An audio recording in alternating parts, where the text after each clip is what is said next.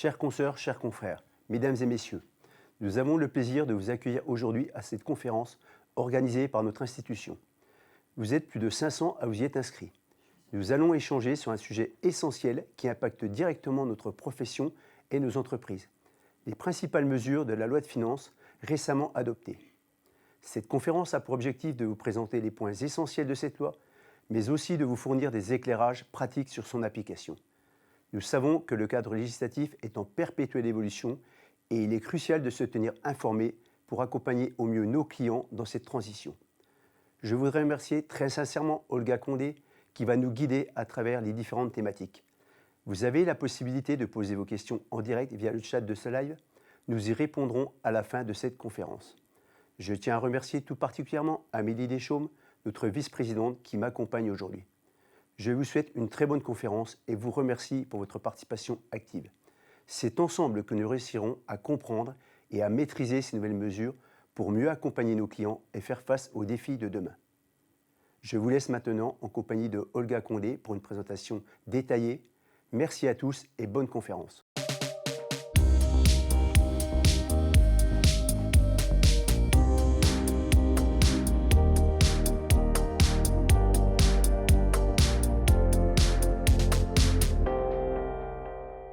Ravi d'être avec vous, même à distance, pour cette présentation de la loi de finances pour 2025. Merci, Monsieur le Président, Madame la Vice-présidente, pour cette invitation.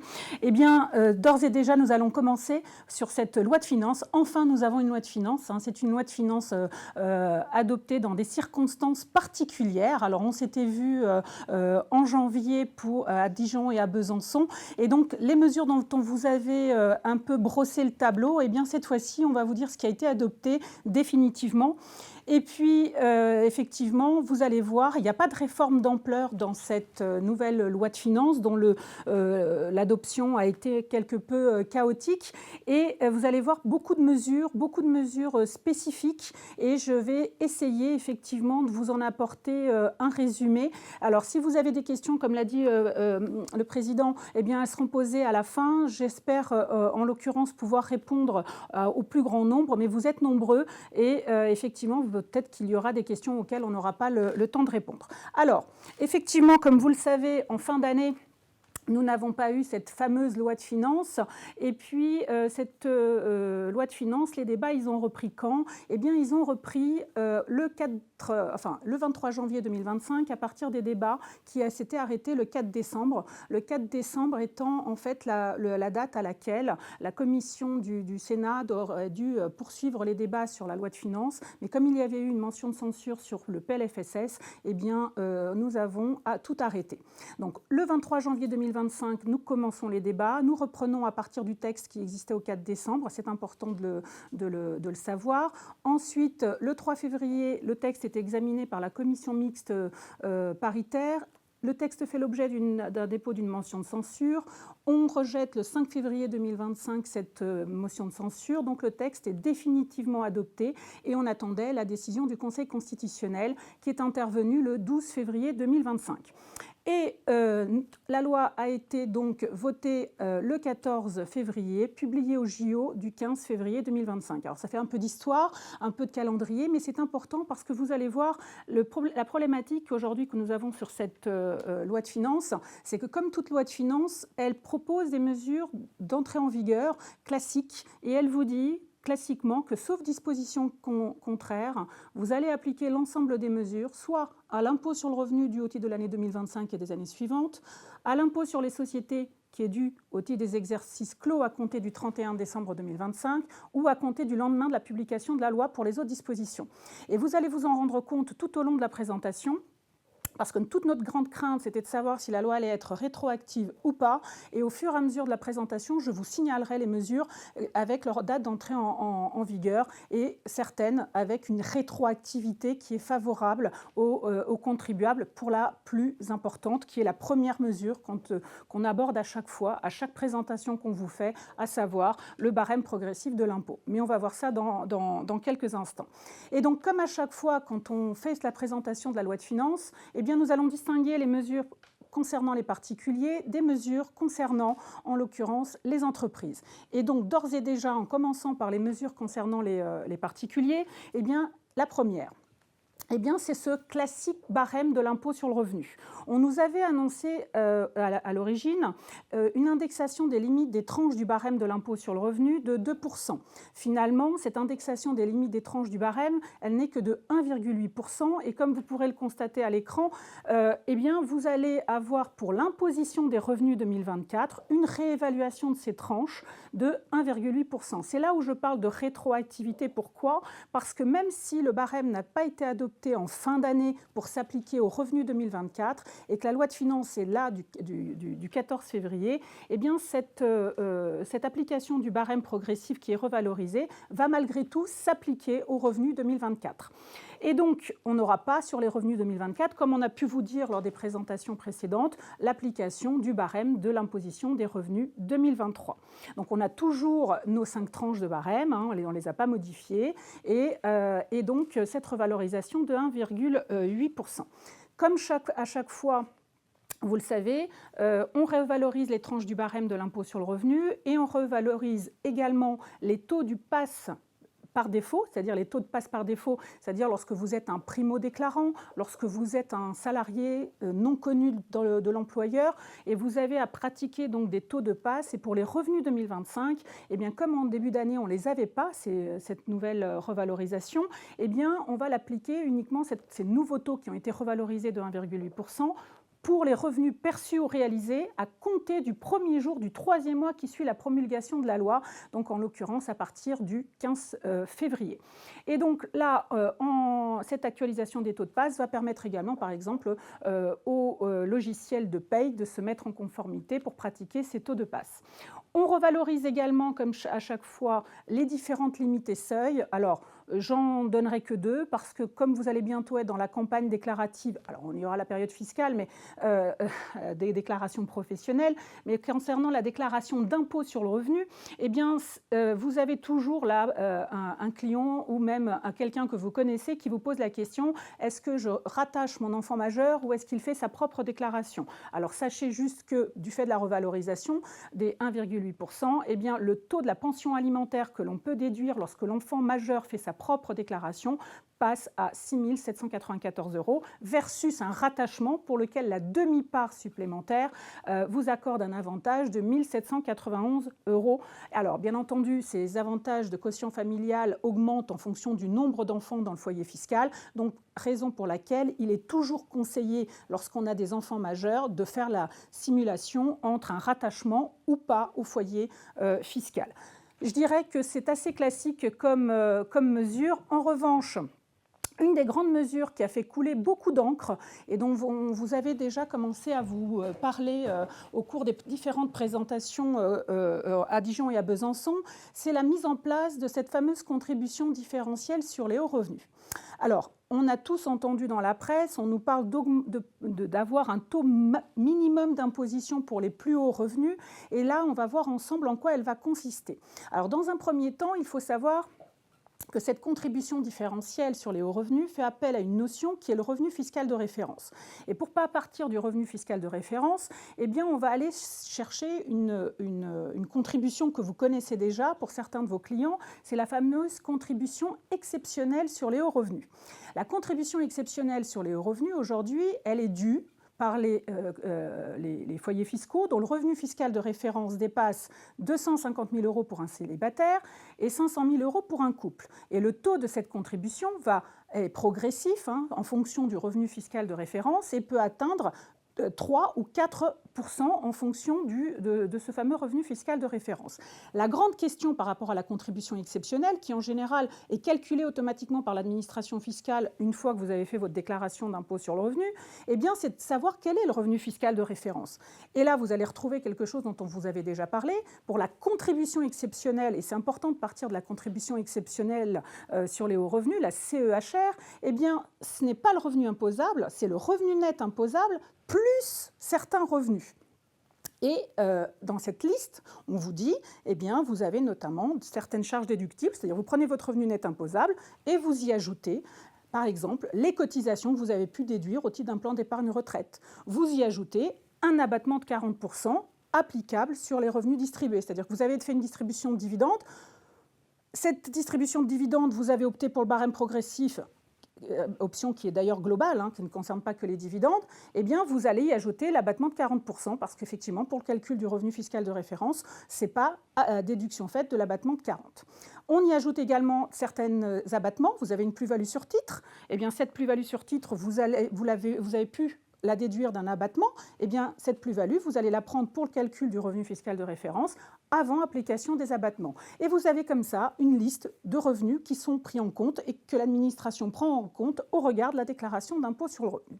Une fois que cette contribution qui est dite exceptionnelle, mais qui maintenant a dit plus de 10 ans, eh bien, on connaît son fonctionnement, on sait quand est-ce qu'on l'appelle, l'administration le fait.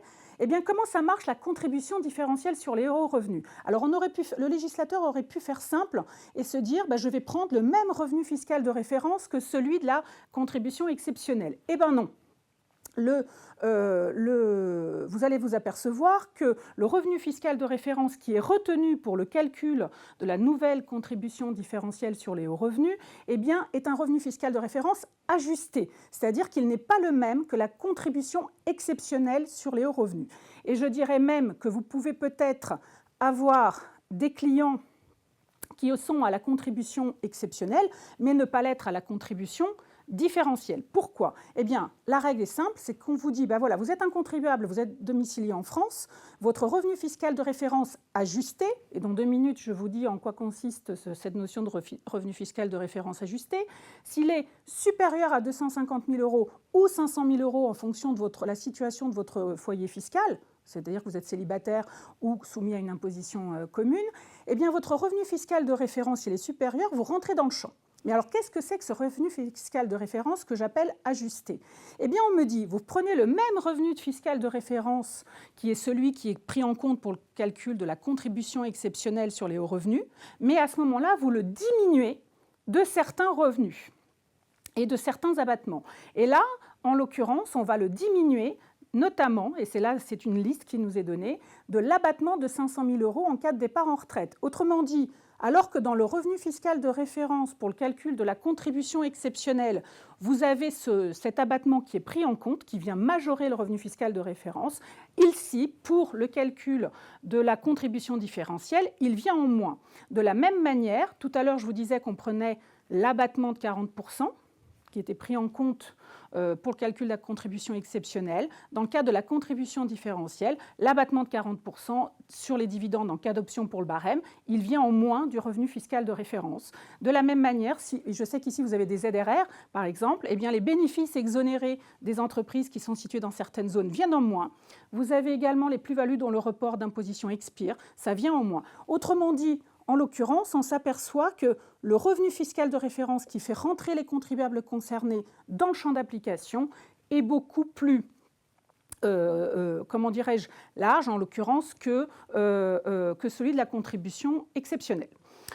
Alors, il y a des dispositions spécifiques pour certains revenus, parce que, par exemple, vous pouvez avoir des revenus soumis au prélèvement libératoire dans le cas de certains contrats d'épargne et autres. Il faudra prendre les revenus qu'à compter du 15 février 2025. Et si vous avez des revenus exceptionnels qui sont soumis au système du quotient, vous allez les prendre que pour le quart de leur montant. Alors effectivement, j'espère que vous aurez des logiciels d'ici là qui vont être à jour et qui vont vous aider à calculer ce revenu fiscal de référence. Et je vous dis dans 2 secondes pourquoi. Parce qu'effectivement, vous aurez à chaque fois à vous poser la question en fonction de la situation du contribuable. Une fois qu'on a dit ça, donc je sais que je suis dans le champ, j'ai calculé mon revenu fiscal de référence, il faut que je sache à combien s'élève cette contribution. Et là, on me dit, parce que l'objectif de cette contribution, c'est d'assurer à minima que les plus hauts revenus soient soumis à une imposition de 20%. Et donc, pour savoir à combien s'élève cette contribution, vous allez prendre 20% du revenu fiscal ajusté, du revenu fiscal référence ajusté qu'on vient de déterminer, et vous y déduisez une imposition dite théorique. Et cette imposition théorique, vous allez prendre la somme de l'impôt sur le revenu, mais alors, cet impôt sur le revenu, vous allez devoir le majorer de certaines réductions ou crédits d'impôt. Vous allez ensuite y ajouter à cet impôt sur le revenu la contribution exceptionnelle et certains prélèvements libératoires et vous majorez ensuite pour tenir compte de la situation du foyer fiscal. Une fois effectivement qu'on fait ce calcul, si on s'aperçoit que cette différence cette différence, elle est positive, eh bien cette différence vous ramène le taux d'imposition jusqu'à 20%. Pour vous donner, et on vous l'avait déjà dit, mais pour vous donner un exemple, c'est que quand vous êtes, par exemple, sur des dividendes, vous avez supporté la flat tax à 12,8, eh bien 12,8, c'est pas 20. Donc fatalement, eh bien, si on devait ramener ça, parce qu'on est dans le champ, à 20%, eh bien 20, on y ajoute 17,2, ça fait un total de 37,2 sur des distributions de dividendes. Alors pour éviter que les contribuables ne soient soumis à cette contribution différentielle sur les hauts revenus de manière, du fait d'un revenu exceptionnel, de manière importante, tout de suite, eh bien, on a un système de décote qui est mis en place et également en fonction du revenu. Alors, cette mesure devait à l'origine s'appliquer pour les revenus 2024, 2025 et 2026. Dans le texte qui vient d'être adopté, il est prévu uniquement de l'appliquer aux revenus 2025. Et donc, ça veut dire quoi ? Eh bien, ça veut dire que si c'est sur les seuls revenus 2025, mais les revenus 2025, je ne les déclarerai qu'en 2026. Et donc, la contribution ne serait appelée qu'en 2026. Sauf qu'en faisant cela, eh bien, l'argent ne rentre pas dans les caisses de l'État, si vous me permettez l'expression. Et fatalement, pour éviter ça et pour que l'argent rentre tout de suite dans les caisses de l'État et dès 2025, et c'est là où les choses vont se compliquer en l'occurrence, c'est que le législateur a mis en place un système d'acompte. Eh bien, le contribuable est tenu de verser un acompte de cette fameuse contribution différentielle sur les hauts revenus qui correspond à 95% du montant de la contribution différentielle qui va être estimée. Et comment je vais estimer cette contribution différentielle sur les hauts revenus ? Eh bien, je vais prendre mes revenus qui sont réalisés au 1er décembre 2025, c'est-à-dire tous les revenus réalisés du 1er janvier 2025 au 1er décembre 2025, et j'estime, moi, sous ma propre responsabilité contribuable, je vais estimer les revenus qui sont susceptibles d'être réalisés entre le 1er décembre 2025 et le 31 décembre 2025. Si cet acompte que j'ai à verser au plus tard au 15 décembre, eh bien entendu, s'il correspond exactement à la contribution que je dois, très bien. Si j'ai trop versé, eh bien, elle s'imputera, en l'occurrence, on me la restituera. Et en fait, il va y avoir un système qui va être mis en place par du déclaratif, quoi qu'il en soit. Donc, si vous avez trop payé, on vous le rembourse. Sinon, on l'impute sur ce que vous aurez à payer. Et là où c'est compliqué, c'est que je vais prendre un cas très simple, c'est que si je suis je n'ai pas dit que tous les entrepreneurs individuels allaient être concernés, mais comment estimer les revenus d'un professionnel, d'un indépendant au 1er décembre 2025 ? C'est-à-dire que vous allez devoir, en fait, c'est là où c'est compliqué, c'est qu'il faut estimer des résultats alors même qu'on n'a pas encore fait le bilan de l'année pour le contribuable concerné. Alors tout de suite, la question qu'on se pose, c'est très bien, il y a un acompte, je dois le verser. Qu'est-ce que je risque si je ne le fais pas ? Eh bien, le législateur a prévu une majoration de 20% en cas de défaut ou retard de paiement de cet acompte. Et ce défaut ou retard de paiement, en l'occurrence, l'assiette de cette majoration, c'est 95% de la contribution différentielle qui serait due au titre des revenus 2025. Et deuxième cas, pour que cette majoration s'applique, eh bien, le montant de l'acompte versé serait inférieur de plus de 20% à 95% de la CDHR que vous avez estimée sur les revenus 2025. Et là, pareil, on aurait cette majoration à pratiquer. Donc aujourd'hui, je dirais, alors, ce qui ressort des débats, c'est que cette contribution différentielle sur les hauts revenus concernerait à peu près 26 000 contribuables. Alors, c'est peu. Mais en même temps, le problème qu'on a, c'est de savoir, il suffit qu'il y aurait eu des opérations et autres, il faut quand même qu'on s'astreigne pour certains contribuables à aller vérifier qu'ils ne rentrent pas dans le champ parce qu'il y aurait eu une plus-value importante, parce qu'il y aurait eu des distributions de dividendes mais non soumises au barème progressif de l'impôt, enfin, en 2025, attention, en 2025.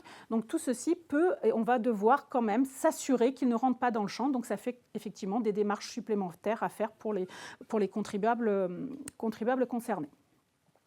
Voilà ce que je pourrais vous dire sur cette contribution différentielle sur les hauts revenus, qui est encore une contribution supplémentaire au-delà de la contribution exceptionnelle. Alors, ensuite, toujours en matière de fiscalité des particuliers, on a un autre sujet qui est important, eh bien, c'est en matière de plus-value sur titre. Quand vous êtes un contribuable qui détient des parts dans une société à l'IS et qu'il décide de les vendre, donc en cas parce qu'il faut un fait générateur, c'est une cession à titre onéreux, eh bien, il a le choix entre être soumis de plein droit à la flat tax, c'est-à-dire à 12,8 d'impôt sur le revenu auquel on ajoute les 17,2 de prélèvements sociaux, donc un total de 30, ça vous le savez, sans CSG déductible, puisqu'il s'agit d'une taxation forfaitaire, versus une option pour un barème progressif de l'IR, c'est-à-dire une option qu'on fait chaque année. Et donc, dans ce cas-là, la plus-value réalisée, ainsi que d'ailleurs les dividendes, les intérêts, seront soumis au taux d'imposition du foyer fiscal, auquel on ajoute 17,2 de prélèvements sociaux. Et là, dans ce cas-là, on a une quote-part de CSG déductible. Pourquoi je vous dis tout ça ? Eh bien, tout simplement, lorsqu'on vend les titres de sa société pour partir à la retraite, donc une société à l'IS, eh bien, on peut bénéficier, pour déterminer le montant imposable de cette plus-value, d'un abattement de 500 000 € qui vont s'appliquer que je sois au PFU ou au barème progressif. C'est-à-dire que l'abattement de 500 000 € s'applique pour le seul impôt sur le revenu, pas pour les prélèvements sociaux, CSG, CRDS. Et ce dispositif ne visait que les cessions réalisées jusqu'au 31 décembre 2024. Et la loi de finances pour 2025 proroge jusqu'en 2031 le dispositif. Donc ça veut dire que toutes vos cessions, les personnes, les contribuables qui souhaitaient, les dirigeants qui souhaitaient vendre leurs titres pour partir à la retraite peuvent continuer à bénéficier de ce dispositif d'abattement de 500 000 €. Ceux qui vont être également bénéficier de cet abattement, mais pour un montant qui, lui, n'est pas de 500 000 €, mais 600 000 €, c'est-à-dire qu'on va porter cet abattement en cas de cession de titres de société à l'IS, eh bien, à 600 000 € lorsque la personne, en fait, comme moi je détiens les titres et je vais les céder à une personne physique qui justifie au titre de cette cession, en l'occurrence, qu'il va bénéficier de l'aide à l'installation des jeunes agriculteurs au titre d'une première installation. Autrement dit, j'ai des titres d'une société à l'IS dans le monde agricole, je les vends à une personne physique qui, elle, va bénéficier de l'aide à l'installation des jeunes agriculteurs ou à une société composée exclusivement de ces jeunes agriculteurs, eh bien, l'abattement ne sera pas de 500 000 €, mais de 600 000 €. Bien entendu, si ces conditions liées aux jeunes agriculteurs ne sont pas respectées ou venaient à ne pas être respectées, eh bien, on peut quand même, si on respecte toutes les conditions par ailleurs du texte, bénéficier de l'abattement de 500 000 €. La autre mesure, effectivement, qui nous est donnée par rapport à ce dispositif, mais uniquement dans le monde agricole, c'est qu'on permet de céder les titres de manière échelonnée sur une période maximale de 6 ans. Effectivement, souvent, le jeune agriculteur n'a pas les moyens, en l'occurrence, de racheter tous les titres en une seule fois. On va lui permettre de les racheter en plusieurs fois. Mais dans ce cas-là, la cession échelonnée va se décompter à partir de la première cession pendant 6 ans maximum, donc 72 mois décomptés de date à date. Donc pour toutes les cessions réalisées depuis le 1er janvier 2025, il faut désormais distinguer les cessions classiques qu'on connaissait avec l'abattement de 500 000 € et les cessions dites agricoles dont l'abattement est porté à 600 000 €. Alors, c'est un petit clin d'œil sur les mesures et notamment sur la retenue à la source qui peut être pratiquée sur des salaires qui sont versés à des non-résidents. L'objectif ici n'est pas de vous rappeler toutes les dispositions. Sachez juste que quand on verse un salaire à un non-résident, eh bien, sur le montant net des sommes qui leur sont versées, eh bien, on peut pratiquer des taux spécifiques. Ce n'est pas le barème progressif qui leur est appliqué. On a 3 taux de retenue à la source qui sont libératoires de l'impôt, qui vont de 0 jusqu'à 20%. En l'occurrence, effectivement, cette retenue à la source n'est pratiquée que si on est non-résident. Et on avait eu un arrêt du Conseil d'État du 5 février 2024 qui nous rappelle en fait la distinction entre qu'est-ce qui prévaut, est-ce que ce sont les articles du Code général des impôts, est-ce que l'article du Code général des impôts prévaut sur une convention internationale, et le Conseil d'État avait dit, ben voilà, moi j'ai des contribuables, ils sont résidents fiscaux au sens du CGI, et même si la convention internationale dit, ben non, vous n'êtes pas résident fiscal français, eh bien on retient la primauté du Code général des impôts. Donc le Conseil d'État dit ce qui prime, c'est le Code général des impôts et non pas la Convention. Et puis la loi de finances pour 2025 écarte la décision du Conseil d'État et dit ce qui compte, c'est la Convention internationale. Donc, pour définir la résidence fiscale, il faut prendre en compte la primauté de la Convention fiscale. Alors, il faut toujours s'assurer des deux. Hein. Ça n'empêche qu'il faut faire une étude entre les deux situations, critères au niveau national et critères au niveau de la Convention internationale. Mais quoi qu'il en soit, aujourd'hui, ce que vous dit la loi de finances, c'est que la primauté doit être donnée à la Convention internationale pour les retenues à la source opérées à compter du 1er janvier 2025. Alors, petit sujet qui fait couler beaucoup d'encre, qui intéresse dans tous les sens du terme. L'avantage aujourd'hui, c'est que, contrairement aux 2 fois précédentes, c'est qu'on est dans la loi de finances, donc on ne verra que la mesure qui a été modifiée par la loi de finances, à savoir comment on calcule la plus-value de cession. Donc, replaçons-nous dans le contexte. Lorsque vous faites de la location meublée, que vous soyez loueur en meublé professionnel ou loueur en meublé non professionnel, la catégorie d'imposition est toujours du BIC. Et quand on est en BIC, eh bien ensuite, il faut savoir, est-ce que je relève d'un régime micro ou est-ce que je relève d'un régime réel, c'est-à-dire est-ce que je fais une 2031 ? Et quand je suis au régime réel, eh bien effectivement, je vais amortir mon bien et déduire les amortissements, sachant que, comme il s'agit de la location meublée, les amortissements vont être limités dans leur déductibilité, schématiquement, loyer moins les charges. Alors, une fois qu'on a dit ça, on sait donc qu'il faut être au réel pour déduire ces amortissements. Et c'est important, pourquoi est-ce que je vous dis ça ? Parce que quand on est loueur en meublé professionnel, eh bien, comme son nom l'indique, la plus-value réalisée au jour de la cession, c'est-à-dire que je vais apprécier mon statut au jour de la cession, et ma plus-value professionnelle, c'est-à-dire en cas de cession ou de retrait d'actifs, eh bien, cette plus-value professionnelle, elle est taxable, sauf à ce que je puisse l'exonérer en fonction de l'exonération des petites entreprises. Donc, un LMNP, il y a une cession ou un retrait d'actifs, il y a une plus-value pro. Cette plus-value pro est en principe imposable, sauf exonération des petites entreprises.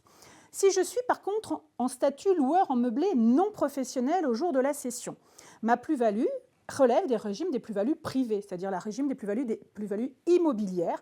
Et donc, pour qu'il y ait une vraie plus-value et qu'il y ait une taxation, il faut un fait générateur et ce fait générateur, c'est une cession à titre onéreux. Autrement dit, si vous vendez le bien alors que vous êtes LMNP, il y aura bien une plus-value privée. Si vous faites une donation ou une transmission par décès d'un bien qui était jusqu'ici loué en LMNP, il n'y aura pas de taxation puisqu'il ne s'agit pas d'une cession à titre onéreux quand on est en plus-value privée. Et une fois que j'avais déterminé ma plus-value privée, c'est-à-dire une plus-value brute dans un premier temps, prix de cession moins prix d'acquisition, je diminue cette plus-value de l'abattement pour durée de détention qui conduit, comme vous le savez, à une exonération d'impôt sur le revenu au bout de 22 ans et de prélèvements sociaux de 30 ans. Mais la VNC, c'est-à-dire je ne la prends jamais en compte, c'est-à-dire que les amortissements que j'ai pu déduire pendant la période où j'ai détenu le bien n'impactaient pas ma plus-value. Et puis la loi de finances change la règle. La loi de finances change la règle et elle vous dit, aujourd'hui, en fait, on essaye d'aligner LMP et LMNP puisque les amortissements qui ont été admis en déduction dans l'assiette vont être réintégrés pour le calcul de la plus-value. Autrement dit, au moment où vous allez vendre le bien qui avait fait l'objet d'une location meublée dans le cadre d'une activité exercée à titre non professionnel, les amortissements déduits vont être réintégrés. Alors, en quoi consiste cette réintégration ? Eh bien, tout simplement, en fait, le texte, tel qu'il est modifié, vous dit, voilà, vous prenez les modalités de calcul de la plus-value immobilière, d'ailleurs prix de cession, que le notaire peut aménager en fonction de certaines dispositions. Le prix d'acquisition, eh bien, ce prix d'acquisition, vous le réduisez. En fait, vous diminuez le prix d'acquisition du montant des amortissements déduits. Vous arrivez donc, prix de cession moins prix d'acquisition, à un montant brut. Et ce montant brut, ensuite, vous appliquez les abattements pour durée de détention. Autrement dit, même si vous réintégrez les amortissements admis en déduction dans l'assiette de la plus-value, si le bien que vous êtes en train de vendre a plus de 22 ans ou voire 30 ans, eh bien, effectivement, vous êtes sur cette plus-value-là exonéré. Et ce dispositif qui s'applique depuis le 15 février 2025, pour toutes les cessions depuis le 15 février 2025, par contre, ne va pas s'appliquer si vous vendez une résidence d'étudiants, une résidence senior, des établissements de santé qui délivrent des soins longue durée. Dans ces cas-là, en fait, ce bien-là, vous n'aurez pas à réintégrer les amortissements. Alors attention sur les résidences d'étudiants. Il faut bien que ce soit des résidences d'étudiants au sens de la réglementation des résidences d'étudiants. Si vous détenez un studio, parce qu'il est à côté d'une université, vous le louez à un étudiant, il a beau être étudiant, votre bien, ce n'est pas une résidence étudiante. Donc le moment venu, quand vous vendez votre bien, vous serez contraint de réintégrer les amortissements admis en déduction. Alors, il y a déjà beaucoup de questions qui se posent sur ce sujet-là. Les commentaires administratifs vont être les bienvenus, parce qu'effectivement, une des premières choses, qu'est-ce qu'on fait quand on passe du micro au réel? Est-ce qu'on peut considérer que quand on était au micro, l'abattement forfaitaire pour charge comprenait de l'amortissement et que donc je vais devoir reconstituer des amortissements? On n'a pas la position d'administration fiscale, mais moi, il y a juste une chose, c'est que pour pouvoir être déductibles les amortissements, il faut qu'ils soient en compta. Quand j'étais en micro, j'avais pas de compta. Donc j'ai du mal à me dire qu'ils vont être déductibles. Autre point, c'est que souvent le prix d'acquisition fait l'objet d'aménagements pour tenir compte de certains travaux. Là encore, est-ce qu'on va devoir diminuer le prix d'acquisition avant ou après toutes ces corrections qu'on peut apporter au prix d'acquisition? Seule l'administration fiscale nous le dira. Et puis ensuite viennent des aspects pratiques. Un exemple qu'on donne toujours, vous étiez loueur en meublé, en location nue, vous faites de la location meublée, puis vous arrêtez la location meublée, puis au bout de je ne sais pas combien de temps, vous vendez le bien. Il faudra, au moment où on passe devant le notaire pour vendre son bien, se rappeler quels ont été les amortissements qu'on a déduits à l'époque, pour ensuite les réintégrer pour le calcul de la plus-value. Donc c'est un sujet sur lequel, effectivement, on aura encore à avoir des précisions de la part de l'administration fiscale, et je ne doute pas que vous ayez des questions. Alors, un petit exemple qu'on avait fait, si vous avez un prix de revient d'immeuble à 900 000 €, vous l'avez amorti sur 30 ans avec une dotation annuelle de 30 000 €, avec une mise en location à compter du 1er juillet N, donc en cours d'année. Le loyer, la première année, il est divisé par 2. Ensuite, il est de 10 000 €. Et puis après, il est de 20 000. Des charges de 2 500 la première année et 5 000 par la suite. Et puis, on décide de vendre l'immeuble en N+4 pour 950 000 €. Et ma plus-value brute, du fait des nouvelles dispositions, c'est 950 000 €, prix de cession, moins mon prix d'acquisition, 900 000 €. Moins 52 500 qui sont le montant des amortissements déduits. Alors, dans l'exemple, les amortissements déduits et non déduits sont du même montant, raison pour laquelle, par rapport au tableau qui vous est projeté, vous avez la même chose. Donc, j'arrive à une plus-value brute de 102 500 € que je ne peux pas diminuer de l'abattement pour durée de détention puisque j'ai vendu mon immeuble au bout de 4 ans. Là, pour le coup, pour les gens qui achètent et qui revendent dans un délai dit très court, la réintégration, elle est flagrante, puisque en temps normal, j'aurais été imposée sur une plus-value brute de 50 000, et là, je suis imposée sur une plus-value brute de 102 500 €. Alors, que vous dire? Alors, en matière de fiscalité personnelle, ce qui a également changé, c'est la mise en place d'un nouveau régime, un aménagement et un encadrement des management packages. Alors c'est vrai qu'on n'en fait pas tous les jours. Alors avant même de vous présenter la mesure, je peux d'ores et déjà vous dire que c'est sur des dispositifs qui est très complexe, qui a été mis en place, qui est très complexe, et dans lesquels il y a déjà des débats auprès de l'administration fiscale et pour lesquels on attend des commentaires administratifs importants, voire peut-être des changements législatifs. Sincèrement, je n'en sais rien.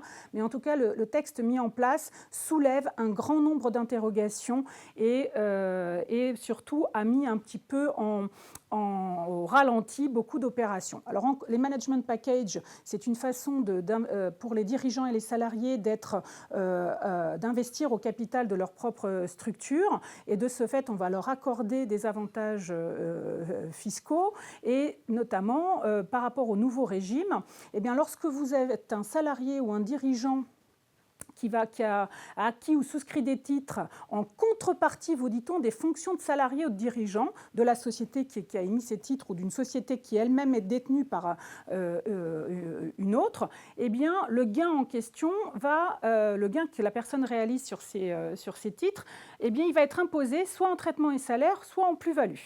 Et c'est là où vous allez voir que les critères pour déterminer si on est imposé en traitement et salaire ou en plus-value pour toutes les cessions ou les mises en location de titres depuis le 15 février 2025, et peu importe la date d'acquisition des titres, c'est-à-dire que si vous êtes un salarié ou un dirigeant qui rentre dans le champ d'application pour lesquels on avait attribué des parts dans des conditions favorables, eh bien aujourd'hui, s'il devait les céder, eh bien il va rentrer dans les critères qui ont été mis en place dans le cadre de la loi de finances, sachant en plus qu'il est venu s'y ajouter un point qui n'est pas négligeable, c'est que ces fameux titres détenus par les salariés et dirigeants de société, en contrepartie de leurs fonctions, ne peuvent pas figurer sur un PEA. Donc tous les avantages qu'il y avait en plus avant de faire pour ces personnes, enfin, je parle bien que pour cela, de faire figurer ces titres sur un PEA, ne pourront plus exister à l'avenir, et donc fatalement se pose la question de ceux qui avaient des titres de cette nature déjà dans un PEA et pour lequel le législateur ne s'est pas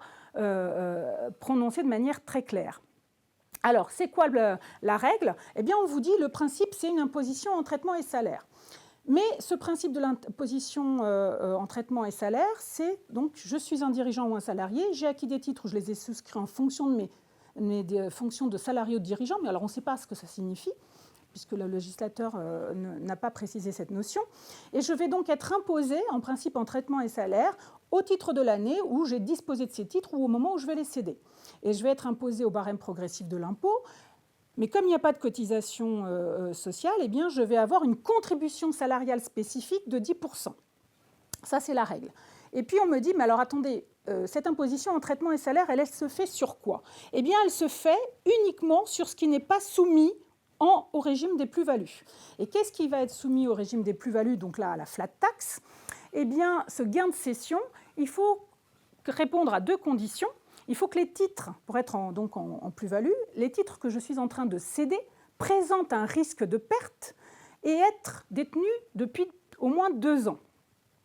Et là, en l'occurrence, cette notion de risque de perte, vous allez le voir, c'est ma troisième ligne, eh bien, vous allez devoir appliquer au prix d'acquisition ou de souscription un multiple de performance financière de l'entreprise, lui-même diminué du prix de souscription ou d'acquisition.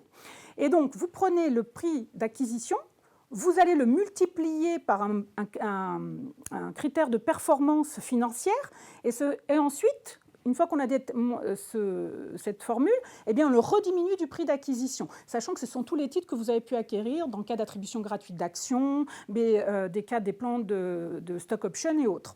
Et donc là, en l'occurrence, ce multiple de performance financière, c'est un ratio qui est 3 fois entre la valeur réelle de la société émettrice à la date de la cession et la valeur réelle de la société à la date d'acquisition.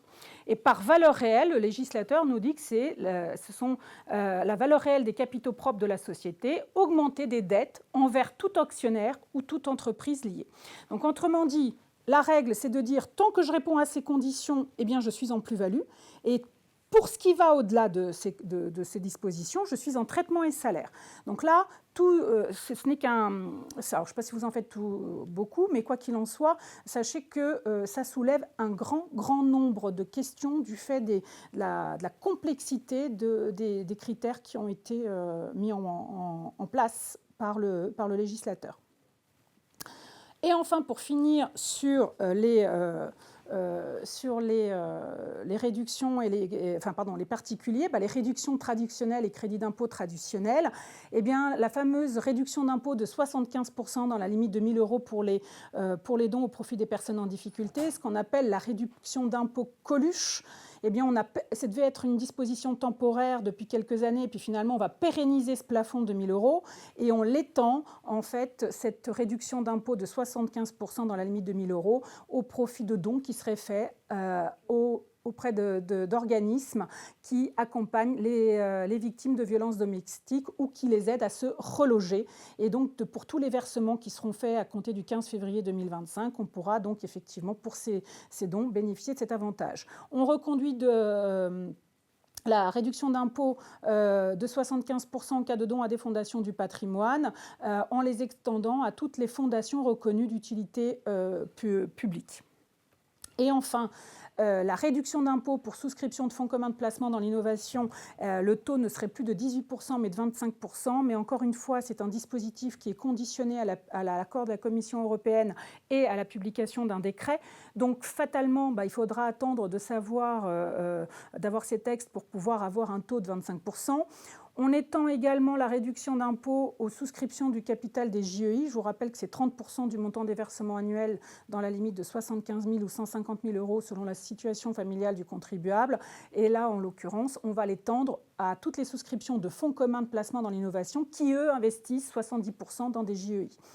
Et enfin, au niveau de la réduction d'impôt pour souscription de parts de fonds d'investissement de proximité, tout ce qui est fonds d'investissement de proximité métropolitains sont exclus. On ne se base maintenant, il n'y a plus que des FIP Corse et Outre-mer. Et enfin, je finirai par une disposition qui est du déclaratif par rapport au crédit d'impôt service à la personne que vous ayez. Vous savez qu'en matière de crédit à la personne, vous avez un emploi d'un salarié à domicile. Eh bien, vous allez devoir déclarer l'identité du prestataire pour les sommes versées à compter du 1er janvier 2025. Alors, la plupart d'entre vous me disent « Oui, mais on avait déjà à le faire. » Alors, oui, peut-être. La seule chose, c'est que ce n'était peut-être pas bloquant jusqu'ici si vous ne mettiez pas toutes les mentions à partir des sommes qui sont versées en 2025, ça le sera peut-être.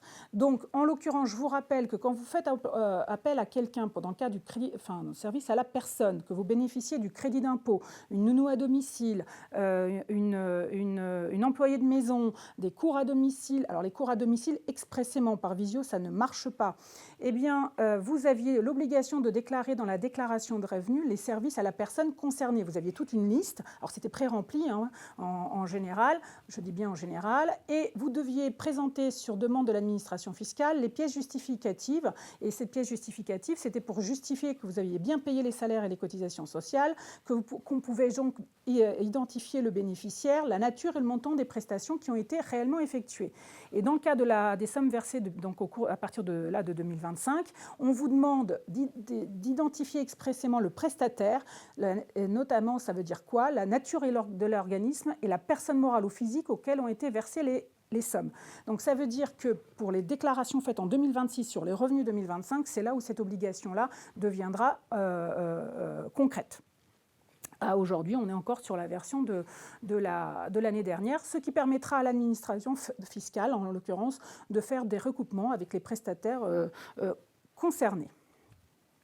Et enfin, comme chaque année depuis le Covid, en fait, on proroge la mesure qui permet d'exonérer d'impôt sur le revenu les pourboires. Alors, j'ai envie de dire, continuez à laisser les pourboires sur le coin de la table, puisque sinon, si vous savez, quand vous achetez, vous faites une commande, on vous demande sur l'applicatif si vous voulez laisser un pourboire, eh bien, sachez que ces pourboires qui sont remis volontairement aux salariés, soit directement, soit à l'employeur qui ensuite les reverse aux salariés, eh bien, pour tous ceux qui ont une rémunération qui n'excèdent pas 1,6 SMIC, eh bien, en principe, ils devraient être taxés à l'impôt, mais là, on les exonère jusqu'à fin 2025.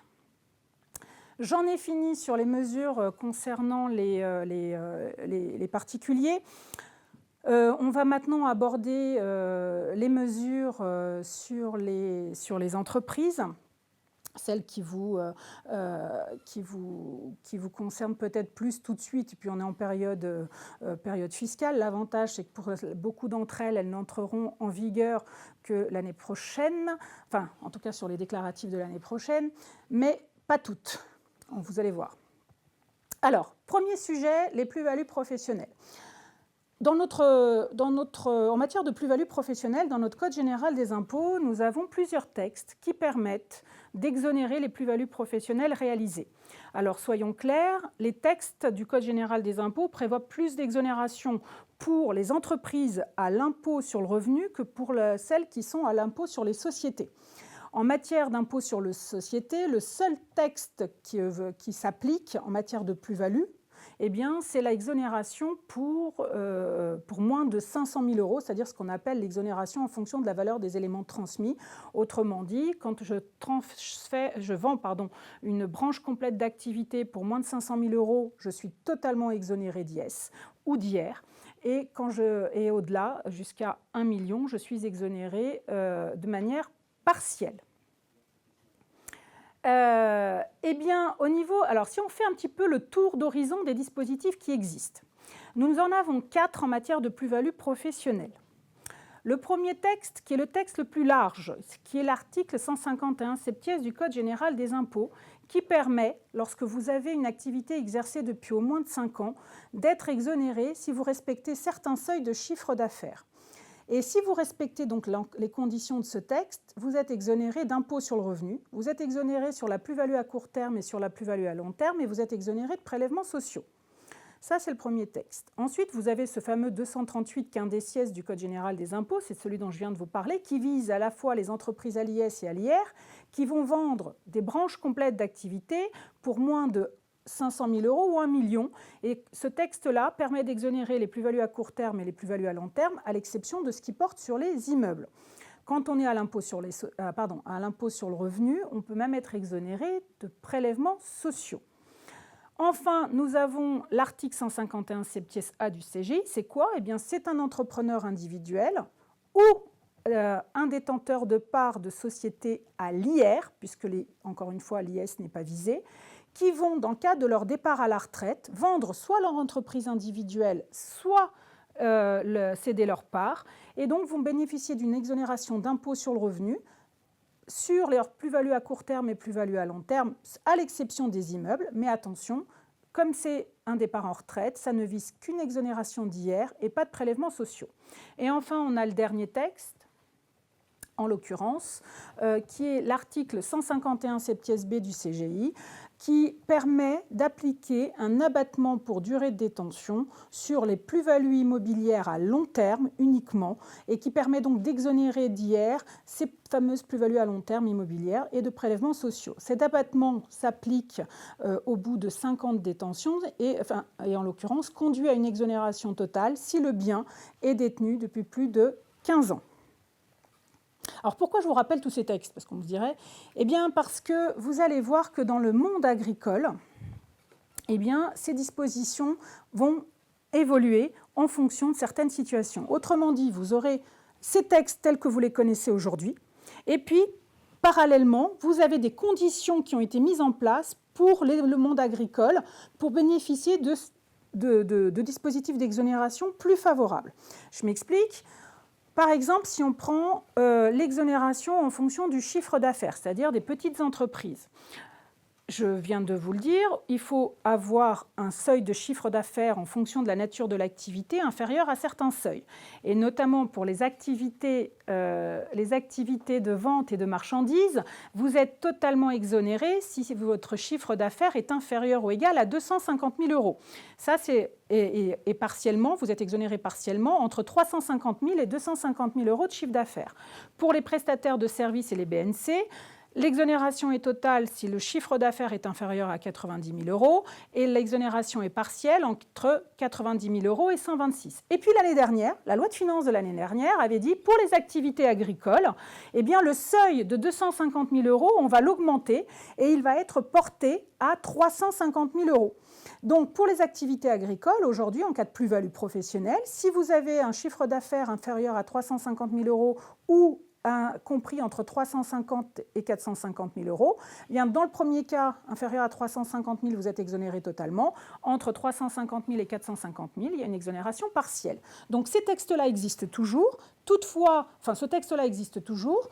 Pour la loi de finances, relève le seuil de 350 000 euros à 450 000 euros, et pour l'exonération partielle, entre 450 000 et 550 000 euros. Alors ça veut dire quoi? Ça veut dire que si je respecte les conditions qu'on va voir ensemble, eh bien mon seuil de chiffre d'affaires à respecter est beaucoup plus important. Si je ne respecte pas ces conditions, je reste dans les seuils de droit commun, c'est-à-dire 350 000. Donc quelles sont ces conditions pour que le seuil applicable aux plus-values soit relevé? Eh bien, il faut que cette cession de l'entreprise individuelle ou de la branche complète d'activité ou encore de l'intégralité des parts de la société à l'impôt sur le revenu soit réalisée au profit soit d'une ou plusieurs personnes physiques qui justifient de l'octroi des aides à l'installation des jeunes agriculteurs au titre de la cession.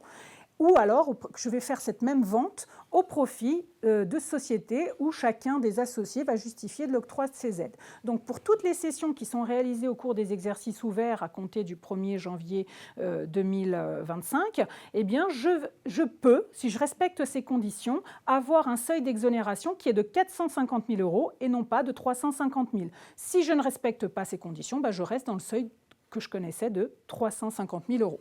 Ça, c'est la première chose qui a été modifiée.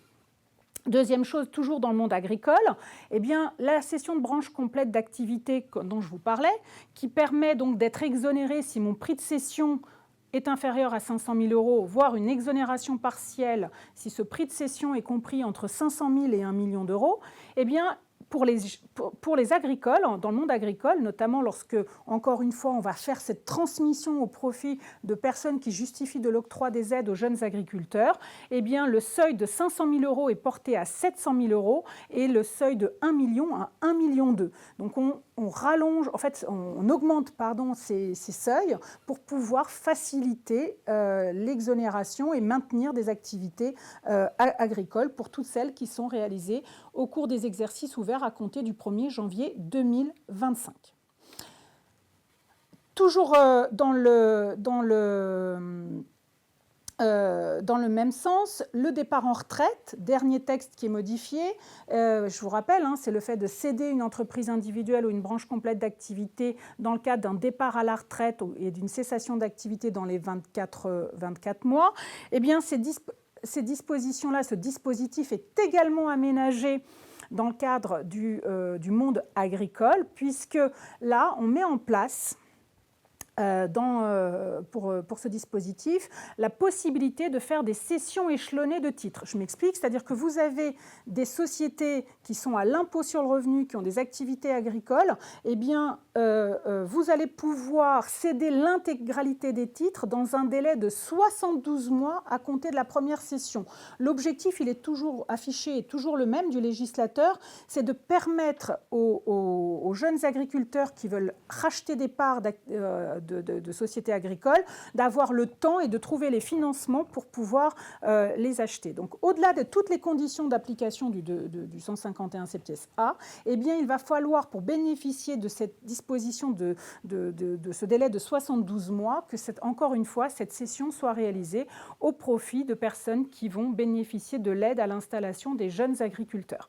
Alors, attention, dans ce cadre-là, il faudra assurer un suivi de cette plus-value, parce que 72 mois, c'est quand même long.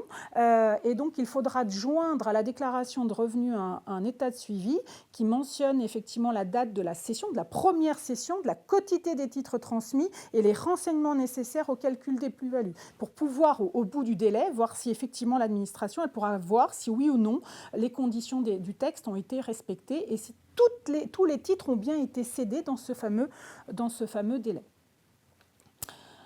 Alors, autre disposition qui alors, somme toute, fait importante, et il serait bon ton d'avoir bientôt les commentaires administratifs, puisque je vous rappelle que l'année dernière, dans la loi de finances, on vous disait, voilà, vous connaissiez les ZRR, les ORCOMIR, eh bien, ces dispositifs, pour toutes les créations et les reprises d'entreprises à compter du 1er juillet 2024, eh bien, on va fusionner le tout dans un dispositif qui va s'appeler Zone France Ruralité Revitalisation. Et en plus, on aura un dispositif spécifique qui s'appellera également Zone France Ruralité Revitalisation Plus. Et ça devait s'appliquer, ces nouvelles mesures, pour toutes donc les créations d'activités du 1er juillet 2024 jusqu'au 31 décembre 2029, ce qui voulait dire que vous allez avoir, et vous avez peut-être des clients qui ont des entreprises qui se sont créées avant le 1er juillet 2024 dans les anciennement ZRR et qui vont continuer à appliquer les règles des ZRR telles qu'ils les connaissaient, et puis celles qui se sont créées depuis le 1er juillet 2024 et qui vont donc devoir respecter les nouvelles dispositions qui sont fixées pour les zones France Ruralité Revitalisation. Donc l'installation, l'entreprise qui s'installe dans ces zones, pour bénéficier des avantages fiscaux liés à l'installation dans ces zones, automatiquement, eh bien, dans les conditions notamment, c'est un peu un copier-coller, mais parmi ces conditions, c'est le fait d'avoir une activité opérationnelle, d'employer moins de 11 salariés et être soumis au régime réel de plein droit ou sur option. Donc moi, aujourd'hui, je veux installer mon entreprise dans une zone France Ruralité Revitalisation, eh bien, je dois respecter ces conditions. Et si je veux être en ZFRR+, c'est un petit peu plus large, puisqu'on me dit que même si je suis au micro, je peux en bénéficier, alors que quand je suis en ZFRR et pas ZFRR+, il faut que je sois au réel. Et notamment, en cas de création d'activité, on me donne même des critères pour répondre aux critères de PME communautaire qui sont plus larges. Alors, une fois qu'on a dit tout ça, on sait, c'est comme avant, toutes ces entreprises qui vont s'installer dans ces zones du territoire vont bénéficier d'une exonération d'impôt sur les bénéfices pendant une période de 8 ans. C'est tout d'abord 5 premières années, c'est une exonération totale, et les 3 années suivantes, c'est une exonération dégressive. Et ça s'accompagne, comme chaque fois, d'exonération d'impôts locaux et de taxes foncières. Bien entendu, la première question qu'on se pose lorsqu'on a des entreprises qui s'installent en zone, c'est de savoir, mais où ces zones qui vont pouvoir me permettre de bénéficier de ces avantages fiscaux. Et là, nous avions eu un arrêté du 19 juin 2024 qui constate le classement de communes en ZFRR, et donc ça concernait à peu près 17 000 communes, et vous aviez un outil de vérification qui avait été mis en place. Et on vous avait dit, les ZFRR+, le classement de certaines communes en ZFRR+, c'est compliqué, donc ce sera prévu pour 2025. On n'a toujours pas à ce stade, il y a eu la loi, il y a eu l'arrêté, et le BOFIP, on n'en a pas encore connaissance, mais on espère que ça viendra bientôt, surtout après la loi de finances. Pourquoi la loi de finances ? Eh bien, tout simplement, les aménagements sont tous liés à un point qui est de dire, voilà, c'est que le classement en ZFRR, la zone France Ruralité Revitalisation, du fait de la loi de finances pour 2024, eh bien, a fait sortir certaines communes qui avant étaient classées en ZRR, ne pouvaient plus aujourd'hui bénéficier, même si elles répondent à tous les critères, eh bien, de par le classement qui en a été fait, eh bien, ces communes classées avant ZRR ne sont pas reprises dans le dispositif. Et donc, la loi de finances dit, effectivement, on va rectifier le tir et faire en sorte que les communes qui ne pouvaient pas bénéficier de ces avantages soient à nouveau comprises dans le périmètre des zones France Ruralité Revitalisation. Et on en profite pour redéfinir également les zones qui sont considérées ZFRR+, mais encore faut-il qu'on ait les décrets qui fixent ces zones, je parle surtout pour les ZFRR+, puisque ça devrait être entré en vigueur là, depuis le 1er janvier 2025. Enfin, c'est pour ça qu'ils l'ont décalé au 1er janvier 2025 au lieu du 1er juillet 2024. Donc tout ça pour dire que finalement, ce qu'il nous faut, c'est effectivement, celles qui étaient exclues vont revenir dans le périmètre des ZFRR, et celles qui, pour ZFRR+, eh bien, on attend un classement pour savoir quelles sont les zones concernées. Dans le cadre des régimes zonés, on a également prorogé les avantages liés à l'installation dans les bassins d'emploi redynamisés pour toutes les activités créées jusqu'au 31 décembre 2027.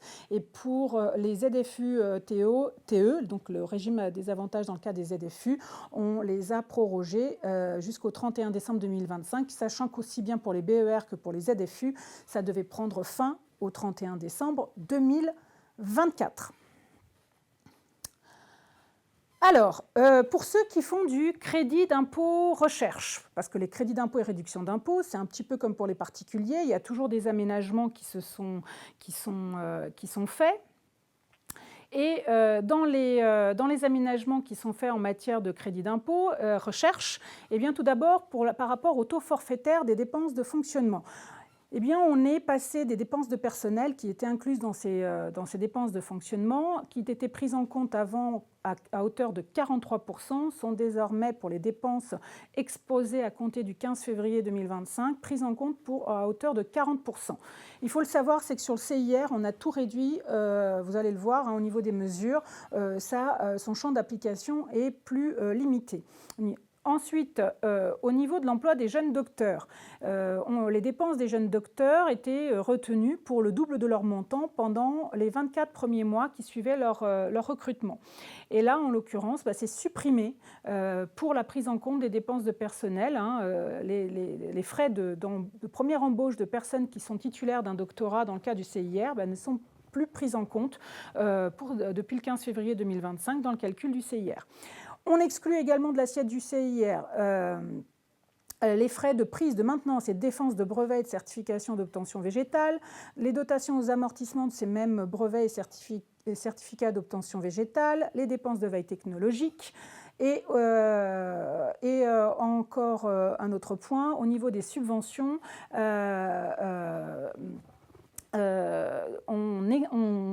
les subventions qui viennent en moins pour le calcul du CIR sont également les subventions qui sont versées par des personnes morales de droit public ou privé qui seraient chargées d'une mission de service public, alors qu'avant, on n'avait que tout ce qui était lié aux subventions publiques. Donc toutes les dépenses, beaucoup de choses sortent du cadre du calcul du CIR, ce qui fait qu'effectivement, il va y avoir un peu de changement. Toujours dans le crédit d'impôt, eh bien, le crédit d'impôt innovation et le crédit d'impôt collection qui devait prendre fin au 31 décembre 2024 et donc on proroge jusqu'au 31 décembre 2027. Par contre, petite précision, c'est que sur le crédit d'impôt innovation, le C2I, eh bien, le taux du crédit d'impôt n'est plus de 30%, mais 20%.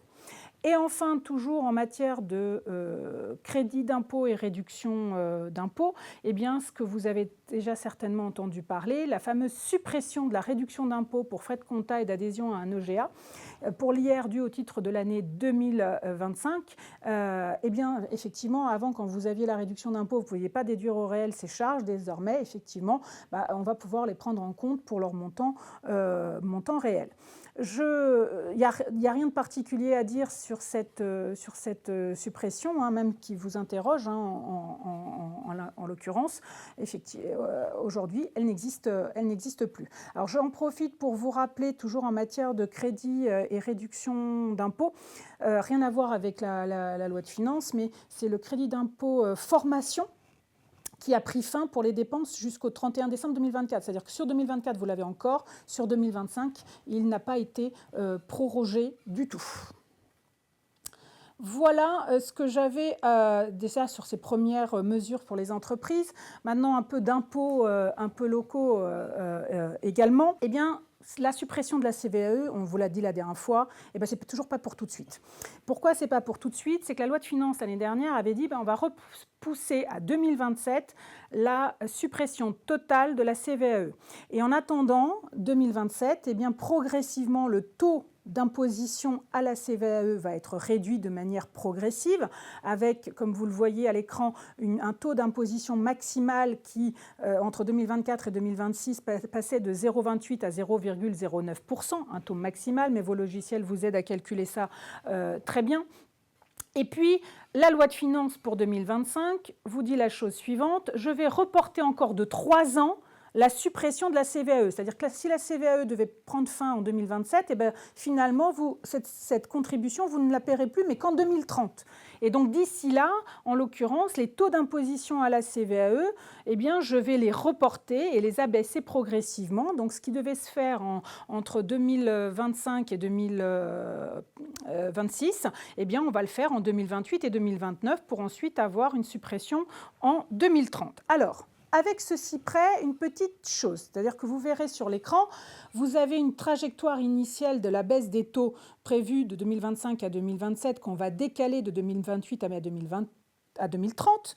Et si vous regardez, il y a juste en taux maximal d'imposition l'année 2025 qui va être un peu particulière, puisque là, comme la loi de finances n'a été adoptée là qu'en février, eh bien, le taux qui était initialement prévu ne pouvait plus être changé. Donc on a dit, très bien, on reste à 0,19%, en taux maximal, tel que le législateur l'avait prévu l'année dernière sur la loi de finances, mais on y ajoute une contribution complémentaire pour les exercices clos à compter du 15 février 2025. C'est une contribution exceptionnelle qui, en l'occurrence, va s'appliquer au titre de la CVAE due au titre de 2025. Vous aurez un acompte unique en 15 septembre 2025 pour les entreprises concernées, avec une liquidation définitive en 2026. Tout ça pourquoi ? Pour pouvoir en fait ramener finalement la CVAE au montant qu'elle aurait dû être si on avait pu changer le taux. Donc il est important de le noter parce que si vous avez des personnes qui sont concernées, qui sont dans le champ d'application de la CVAE, eh bien vont avoir cette contribution supplémentaire et donc vos logiciels vont être adaptés aussi pour pouvoir calculer cette contribution complémentaire. Alors, effectivement, le fait de reporter de 3 ans la suppression de la CVAE, et on va également aménager certaines dispositions, ce que j'appelle les effets collatéraux. Et donc, le dégrèvement que vous pouviez avoir en faveur des petites entreprises lorsqu'elles avaient un chiffre d'affaires inférieur à 2 millions. Et là, en l'occurrence, sur le dégrèvement, vous l'avez à l'écran. Pour les impositions établies au titre de 2025, vous avez 125 €. 2026 et 2027, 188. 2028, 125. Et 63 en 2029, pour ensuite, en 2030, en principe, ne plus rien avoir. Bien entendu, en 2030, il n'y a plus de CVAE au titre de l'année 2030. Mais vous aurez les liquidations définitives encore au titre de l'année 2029. Autre effet également collatéral, c'est le plafonnement de la CET en fonction de la valeur ajoutée. Vous savez que si la contribution économique territoriale, donc la somme de la CFE plus de la CVAE, est supérieure à un certain pourcentage de la valeur ajoutée, eh bien on peut accorder sur demande de l'entreprise un dégrèvement. Et donc effectivement, ce plafonnement de la CET en fonction de la valeur ajoutée, le taux du plafonnement, il est modifié. Et comme vous le voyez à l'écran, pour 2025, il reste tel qu'il aurait dû être, puisqu'on n'a pas pu changer la loi. Et ensuite, on l'augmente en 2026 et 2027, ce taux, pour ensuite le rediminuer en 2029, pour qu'il n'y ait plus rien en 2030. Alors, autre point qui a été aménagé, c'est un peu la redéfinition du champ d'application de la taxe d'habitation pour les locations meublées. En fait, on dit redéfinition du champ d'application de la taxe d'habitation pour les simples et bonnes raisons qu'on avait dans notre Code général des impôts. On vous disait, sont dans le champ d'application de la taxe d'habitation. Alors, taxe d'habitation, pas au titre de la résidence principale, parce que depuis 2023, il n'y a plus rien. Par contre, vous pouvez avoir des résidences secondaires, des locations meublées, et ainsi de suite. Et donc là, il faut se poser la question de la taxe d'habitation. Et là, on nous disait, donc effectivement, vous aviez les locaux meublés qui étaient affectés à l'habitation autres que ceux affectés à l'habitation principale, donc les résidences secondaires qui étaient dans le champ d'application de la taxe d'habitation, les locaux meublés qui étaient occupés à titre privatif par des sociétés ou autres organismes qui n'étaient pas sur ces mêmes biens soumis à la CFE, ou voire en fait certains locaux meublés de caractère industriel ou commercial, avec des dispositions particulières. Et on avait bien entendu également des exonérations des locaux autres que ceux affectés à l'habitation. Et bien notamment, on nous disait que vous étiez exonéré de taxe d'habitation à partir du moment où vos locaux étaient passibles de la CFE, lorsqu'ils ne faisaient pas partie intégrante de l'habitation personnelle, des bâtiments qui servent à des exploitations rurales, des bureaux de fonctionnaires publics.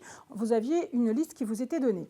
Ça, c'est ce qu'on avait. Autrement dit, ce qu'on est en train de dire, pourquoi est-ce que je parle de redéfinition du champ d'application, c'est que vous avez notamment des locaux à usage de réunion ou de bureaux qui pouvaient être à la taxe d'habitation et qui aujourd'hui vont en être exclus pour la simple et bonne raison, ces locaux professionnels, parce qu'aujourd'hui, on vous dit dans la loi de finances que la taxe d'habitation est limitée aux locaux meublés conformément à leur destination d'habitation autre qu'à titre principal, c'est-à-dire que tout ce qui n'est pas, on recentre en fait sur les seuls locaux meublés à destination d'habitation, mais pas la résidence principale, puisqu'on n'a pas de taxe d'habitation sur notre résidence principale.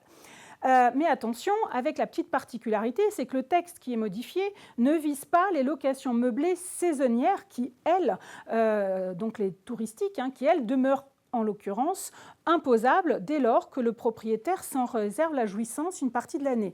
Alors, il faut savoir que la jurisprudence sur ce point-là est importante, c'est-à-dire que pour savoir qui doit la taxe d'habitation, en général, on se place au 1er janvier de l'année, mais en matière de location touristique, si vous louez votre bien, effectivement, ce n'est pas sauf si le locataire il reste, je crois, 9 mois, plus de 9 mois dans l'année. Mais si c'est une résidence secondaire et que vous en réservez la jouissance, ou même que vous la concédez gratuitement à un tiers qui va y passer ses vacances ou c'est les vôtres, eh bien sur cette résidence secondaire touristique, le texte n'a pas changé. Donc il faut démontrer que vous ne vous en réservez pas la jouissance. Et je vous rappelle que la jurisprudence, même, elle vous dit que le simple fait que vous ayez mis en location le bien pour la fin de l'année, pour les fêtes de fin d'année, comme vous avez le choix de ne pas louer si vous en avez envie, vous en avez la disposition. Donc soit vous arrivez à démontrer que vous l'avez loué, et donc OK, mais si vous n'arrivez pas à le démontrer, en fait, c'est vous qui devez payer cette taxe d'habitation.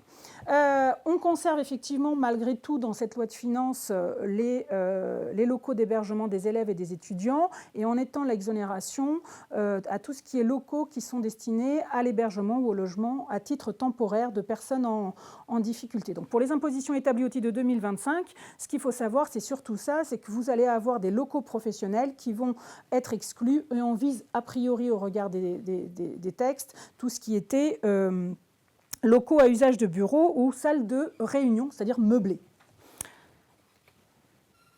Alors, autre chose qu'a prévu la loi de finances, c'est des modifications auprès de GMBI. Vous savez, gérer mes biens immobiliers, nous avons désormais l'obligation, avant le 1er juillet de l'année, que tout propriétaire doit déclarer les locaux d'habitation.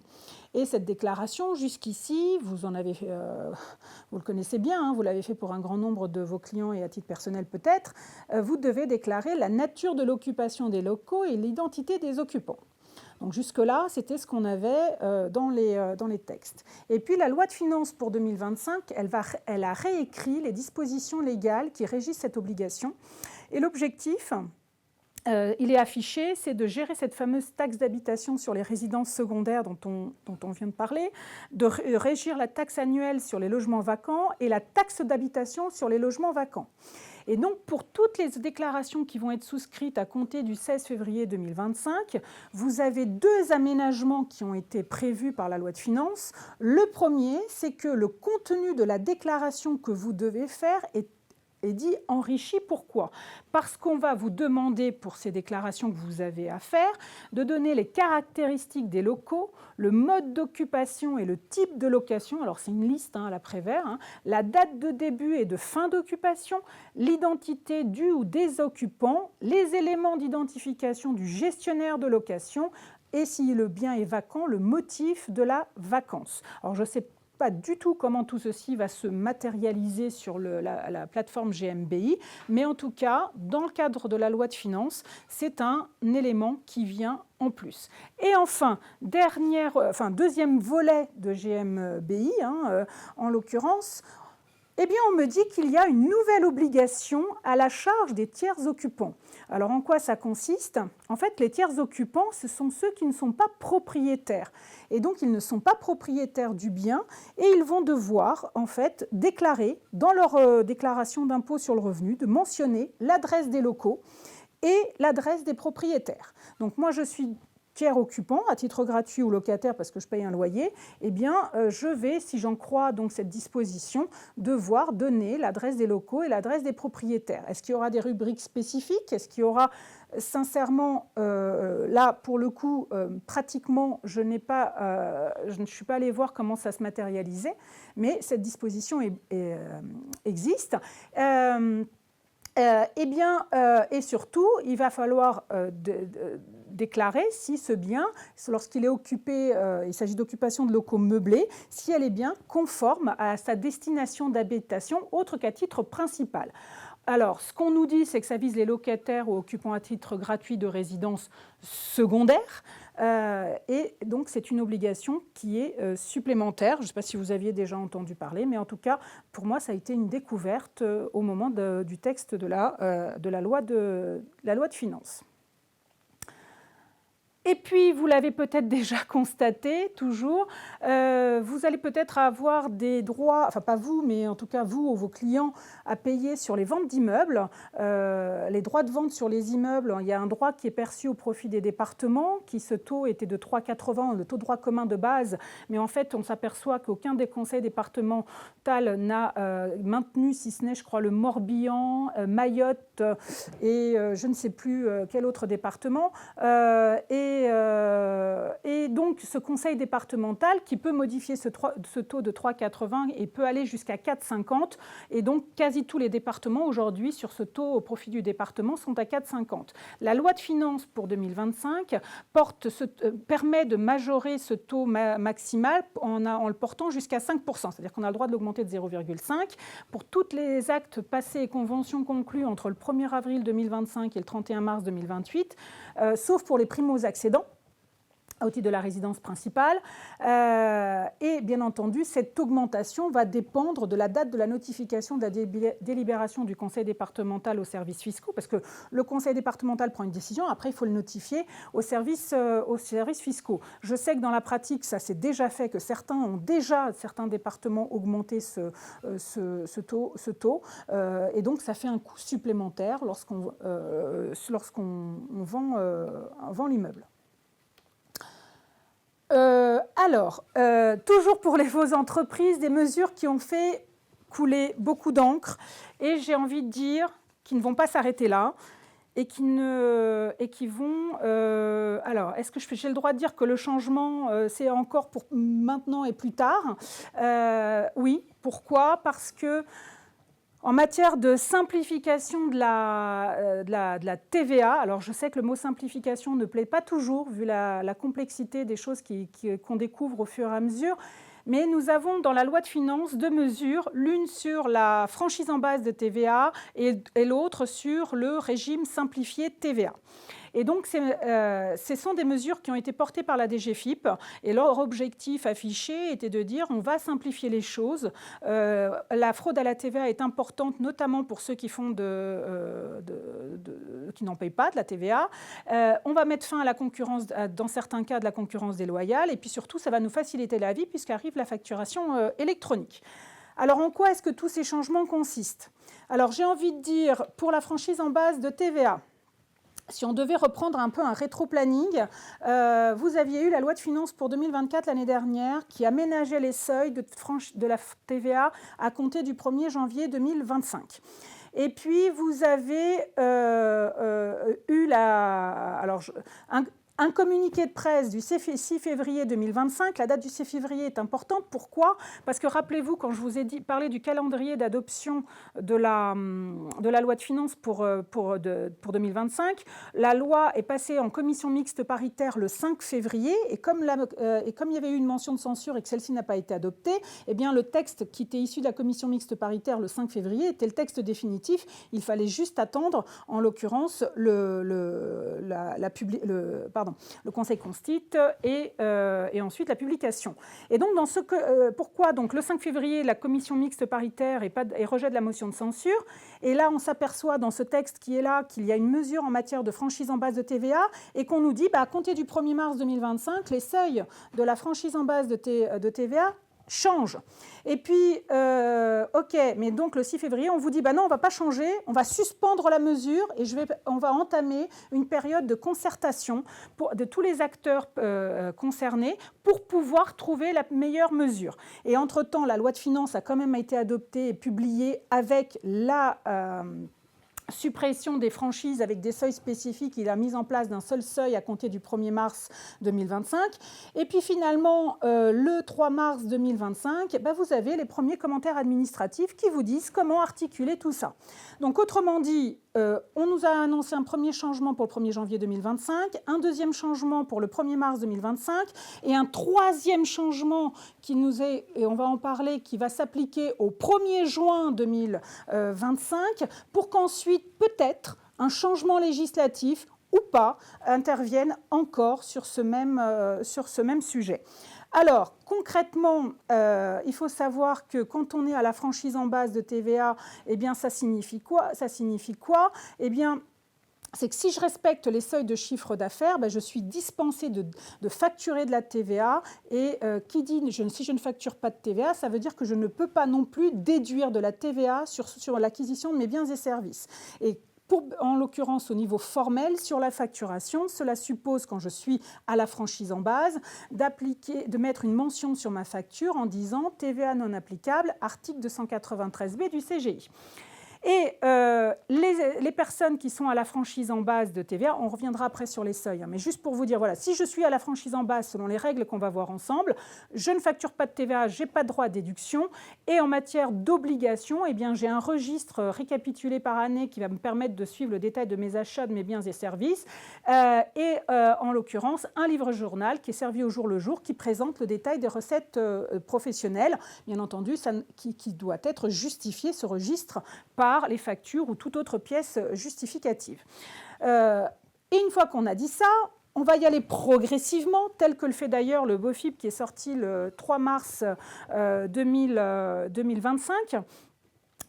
Qu'est-ce que je dois appliquer depuis le 1er janvier 2025 ?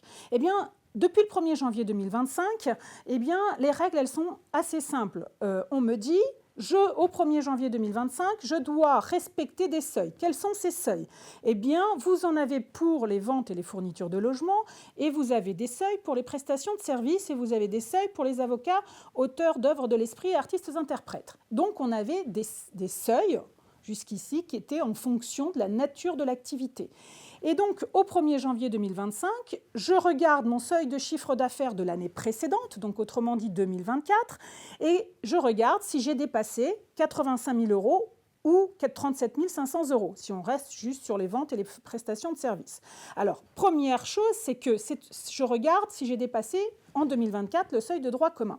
Si je n'ai pas dépassé 85 000 € ou 37 500 €, eh bien, je suis de plein droit à la franchise en base à compter du 1er janvier 2025. En revanche, si au cours de l'année 2024, j'ai dépassé mon seuil de 85 000 € ou 37 500 €, eh bien, ça veut dire que je suis sortie de la franchise en base de TVA, qui s'applique d'ailleurs de plein droit, pour être de plein droit à la TVA à compter du 1er janvier 2025.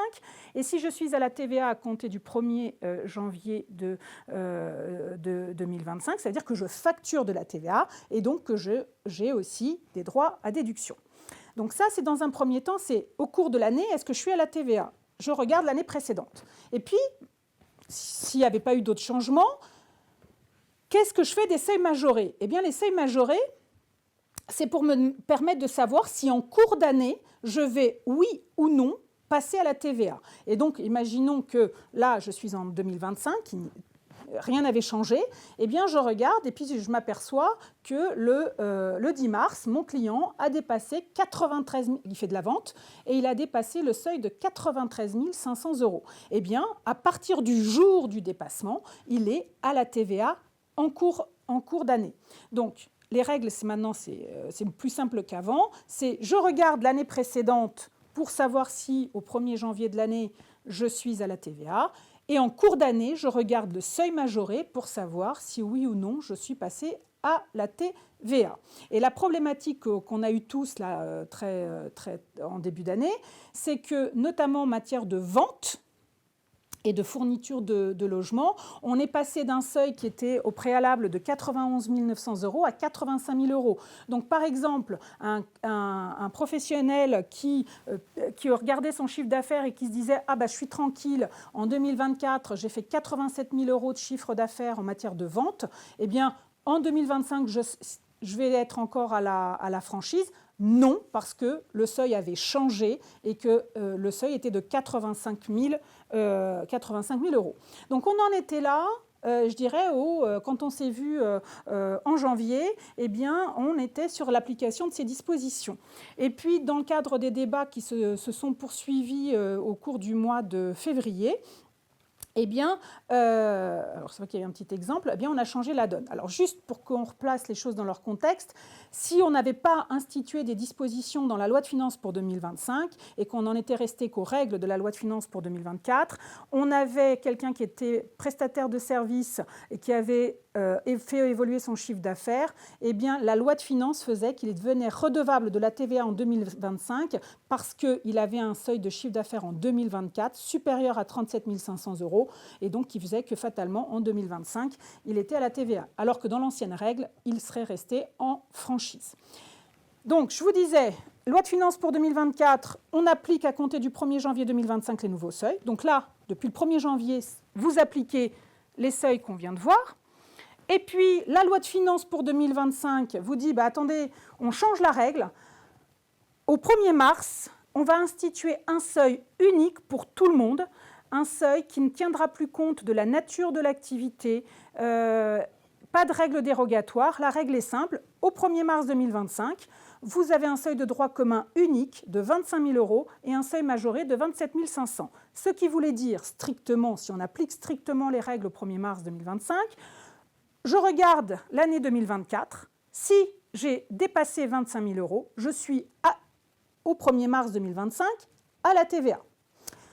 Et puis, si entre-temps, je devais dépasser 27 500 € à partir du 1er mars 2025, je passe à la TVA à compter du premier jour du mois du dépassement.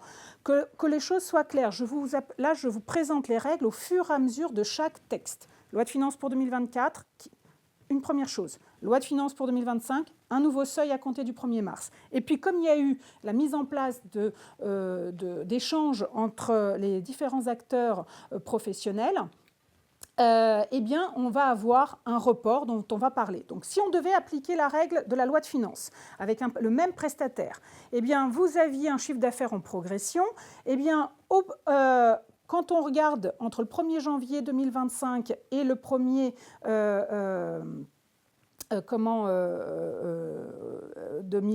mars, si j'ai au 1er mars, j'ai un seuil de chiffre d'affaires. Au début, comme je suis sur les règles de la loi de finances pour 2024, je suis en dessous du seuil des 37 500, donc je suis du 1er janvier au 1er mars à la franchise en base. Et ensuite, à compter du 1er mars, je reste redevable de la TVA. Pourquoi ? Parce qu'en regardant 2024, je m'aperçois que j'ai dépassé les 25 000. Et en 2026, je vais regarder mon seuil de chiffre d'affaires de 2025, je devrais être à la TVA dès 2026. Mais un BOFIP du 3 mars 2025, qui, en l'occurrence, est venu vous dire qui va être déjà concerné, qui sont en l'occurrence, les assujettis qui vont devoir appliquer ou pas les règles et à partir de quand. Et là, sincèrement, c'est là où ça devient très compliqué parce qu'en fonction de la période, en fonction du chiffre d'affaires, on n'aura pas les mêmes dispositions qui vont s'appliquer. Donc là, on nous commence à nous dire dans ce BOFIP du 3 mars 2025 qui est concerné par l'abaissement des seuils. On vous dit, c'est-à-dire l'abaissement à 25 000, on vous dit il faut que vous n'ayez pas perdu le bénéfice de la franchise avant le 1er mars 2025. Et on va voir qui a pu perdre le bénéfice de cette franchise avant le 1er mars 2025. Et on vous dit, et avoir réalisé un chiffre d'affaires en 2024 supérieur à 25 000 € ou à défaut, réaliser un chiffre d'affaires en 2025 supérieur à 27 500.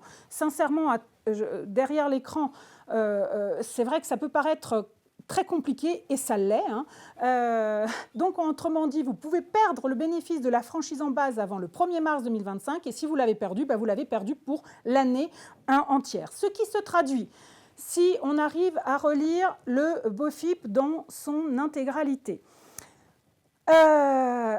si entre le chiffre d'affaires 2024 est supérieur à 85 000 € ou 37 500 € pour les ventes ou les prestations de services, c'est-à-dire le seuil de droit commun, je suis à la TVA de plein droit à compter du 1er janvier 2025.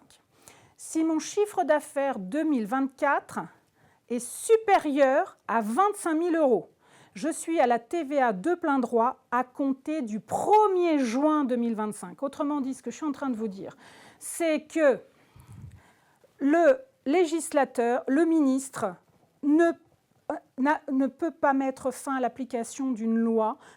Il peut juste mettre en place des mesures d'accompagnement ou alors je ne sais pas comment les appeler, mais quoi qu'il en soit, pour pouvoir annuler la disposition de la loi de finances, il aurait fallu soit annuler la loi de finances, mais vous vous doutez bien que ce n'était pas il nous fallait un budget, ou alors refaire une autre loi qui viendrait, elle, annuler la loi de finances. Donc, j'ai envie de dire, prenons les choses par étapes et aujourd'hui on en est au BOFIP du 3 mars. Donc si je reprends donc là ce que je suis en train de vous dire, par contre si j'ai un chiffre d'affaires 2024 inférieur à 25 000 €, mais que mon chiffre d'affaires 2025 est supérieur à 27 500 €, mais après le 1er juin 2025, eh bien, je serai à la TVA à compter du jour du dépassement. Donc, en gros, après le 1er juin, si je dépasse les 27 500, qui est le seuil majoré, je passerai à la TVA à compter du jour du dépassement.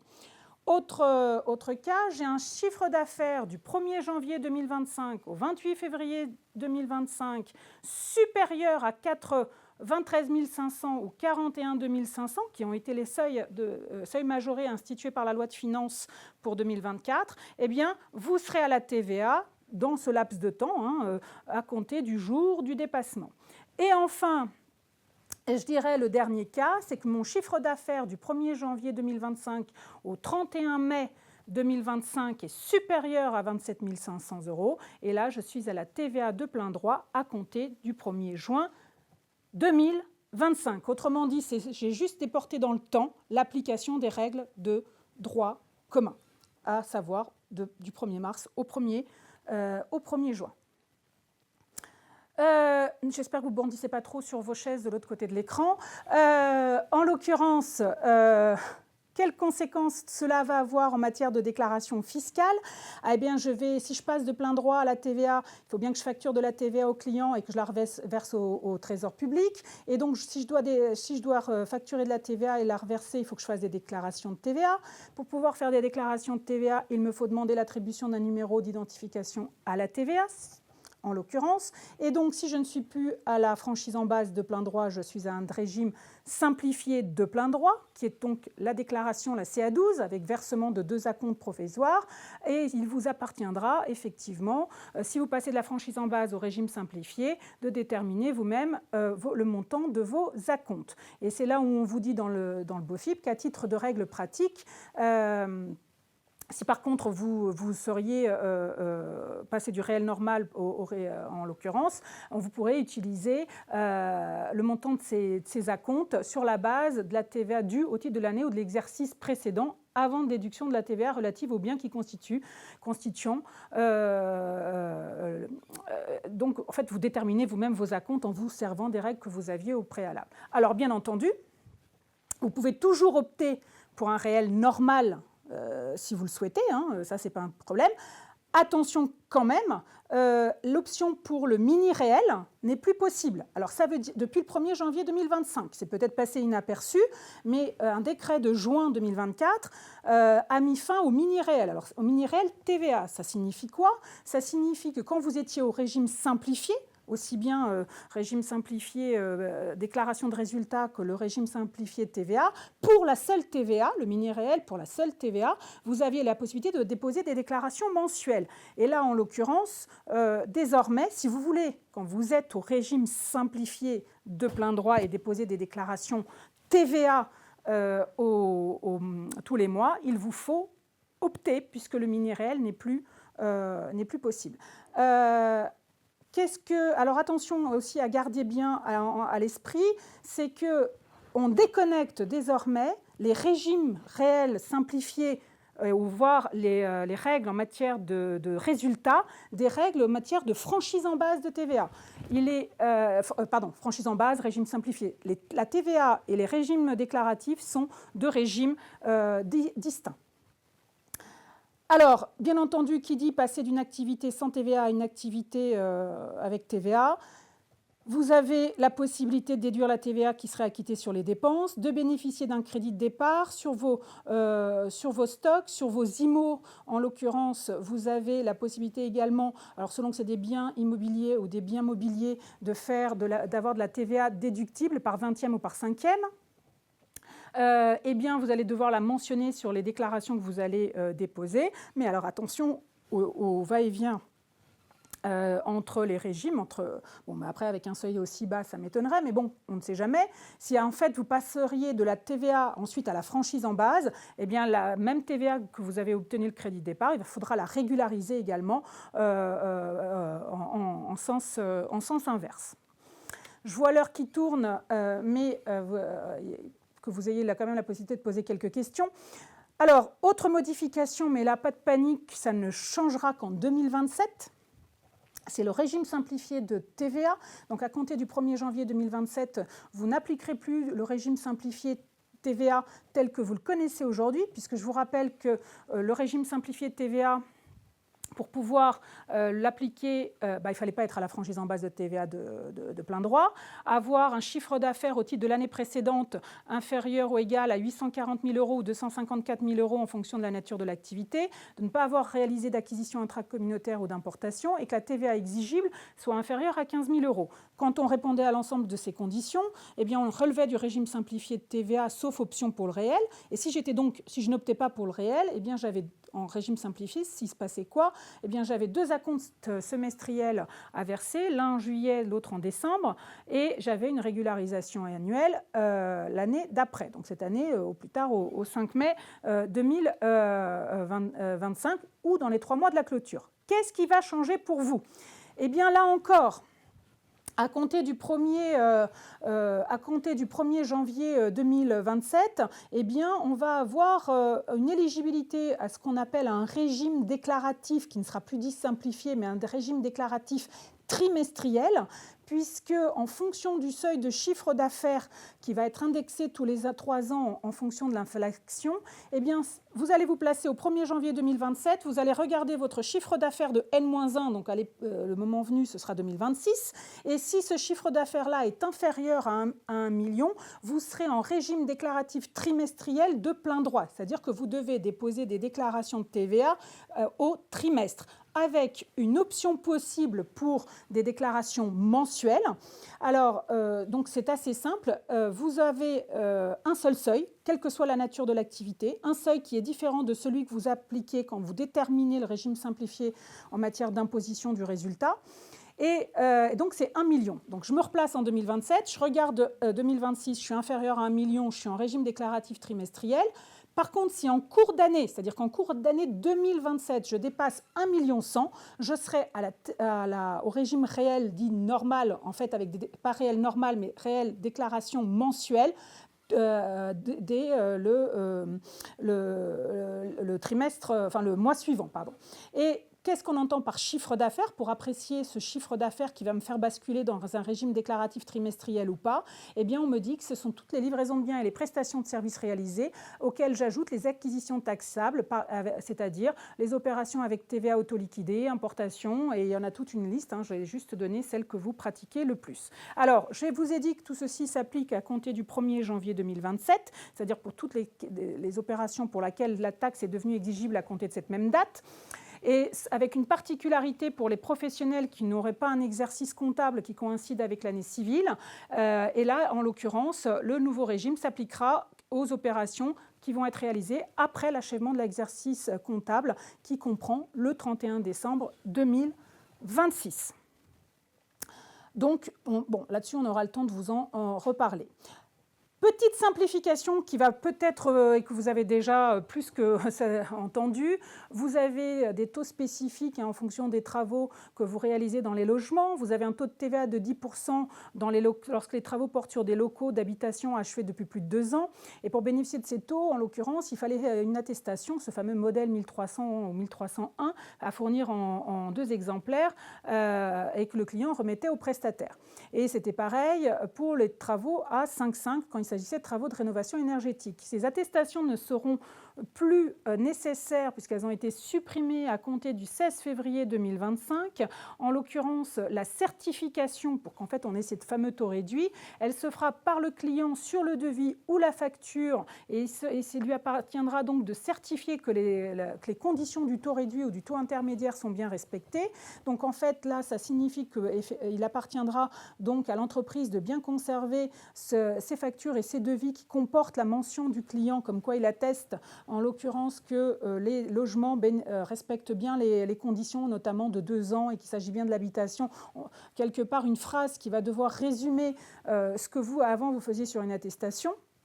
Et le client, de son côté, il devra également conserver cette facture ou ce devis jusqu'au 31 décembre de la 5e année qui suit la réalisation des travaux. Alors, il faut savoir qu'en cas de défaut de ces mentions ou qu'il y ait des informations manquantes ou incomplètes, le taux normal est censé s'appliquer sur l'ensemble des travaux et que le client est solidairement tenu au paiement du complément de TVA si l'administration, on n'arrivait pas à justifier de l'application de ces taux par rapport au défaut de ces mentions. Autre mesure également qui ne vous a peut-être pas échappé, c'est sur les logiciels de caisse. Lorsqu'on utilise des logiciels de caisse, avec, notamment pour enregistrer les opérations avec notamment des particuliers, eh bien, jusqu'ici, les éditeurs de logiciels pouvaient fournir une attestation. En fait, ils s'auto-certifiaient pour dire que leur logiciel respectait bien les conditions qui étaient posées. Et là, en l'occurrence, tous ces éditeurs de logiciels auront l'obligation, ne pourront plus s'auto-certifier, mais ils devront recourir à un organisme accrédité pour obtenir le certificat. Et donc, le certificat, en l'occurrence, serait délivré soit par InfoCert, soit par LNE, qui serait donc le Laboratoire national de métrologie et d'essais, basé sur le référentiel de certification des systèmes de caisse. Je vous rappelle que le fait de ne pas avoir cette attestation, il y a une amende pour défaut de production de 7 500 €, et que si ensuite on vous fait une première demande et que vous ne rectifiez pas, on peut encore avoir 7 500 €. Et enfin, toujours en matière en lien avec la TVA, vous aviez une mesure sur les assujettis uniques en TVA qui ont été mis en place il y a 3 ans. Et jusqu'ici, la mise en place de cet assujetti unique en TVA entraînait en fait une augmentation importante de la taxe sur les salaires. Et là, la loi de finances prévoit une mesure d'exonération de taxe sur les salaires au titre des rémunérations qui sont versées à compter du 1er janvier 2026 pour les entreprises qui ont été identifiés comme assujettis uniques. Pour finir très rapidement, au niveau des droits d'enregistrement, alors, vous avez entendu parler des donations à une époque où on pouvait utiliser des dons de sommes d'argent pour en exonération de droits, notamment pour faire construire son habitation principale. Eh bien, on a remis au goût du jour le fait d'être exonéré sur les dons de sommes d'argent en pleine propriété, notamment dans la limite de 100 000 € par un même donateur à un même donataire, et chaque donataire ne peut recevoir que 300 000 €. Donc on va donner l'argent à qui? À un enfant, petit-enfant ou arrière-petit-enfant, et si je n'ai pas de descendance, à un neveu ou une nièce. Et l'entrée en vigueur, c'est pour toutes les donations entre le 15 février 2025 et le 31 décembre 2026. Mais ce n'est pas aussi facile, ce n'est pas juste donner de l'argent, il faut que le donataire s'engage dans les 6 mois du versement, soit à acquérir un immeuble qui va être à acquérir un immeuble neuf ou en l'état futur d'achat qui va être affecté à sa résidence principale ou à celle de son locataire, ou alors à faire des travaux de dépenses de rénovation énergétique. dès lors que les travaux sont réalisés dans l'habitation principale du donataire. Bien entendu, si on ne respecte pas les engagements de conservation de l'habitation principale pendant 5 ans ou qui ne serait pas affecté à cette habitation, eh bien, c'est remis en cause. Et comme je vous disais, on peut tout à fait donner de l'argent à quelqu'un qui va faire construire ou un bien qui ensuite sera donné en location à quelqu'un qui va l'affecter en habitation principale. Ce locataire ne peut pas être un membre du foyer fiscal du contribuable, du donataire en tout cas. Et on a un relèvement des seuils d'exonération en cas de mutation à titre gratuit de biens ruraux et parts de groupements fonciers agricoles. Jusqu'à présent, on avait une exonération de 75% de la valeur jusqu'à 300 000 €. Et si on prenait l'engagement de conserver ces biens pendant 5 ans, eh bien, on avait une exonération jusqu'à 500 000 € dès lors qu'on conservait le bien pendant 10 ans. Et au-delà, on avait une exonération de 50%. On relève les seuils. Le seuil de 300 000 € est porté à 600 000 € avec toujours le délai de conservation pendant 5 ans. Et les 500 000 € sont portés à 20 millions, et ce n'est pas une erreur, dès lors qu'on s'engage à conserver le bien pendant 18 ans au total. Que vous dire ? Un grand merci pour votre attention. Ne quittez pas vos écrans, ne quittez pas, parce que je crois que vous avez des questions et qu'on va venir me les poser. Je vous demande 2 petites secondes.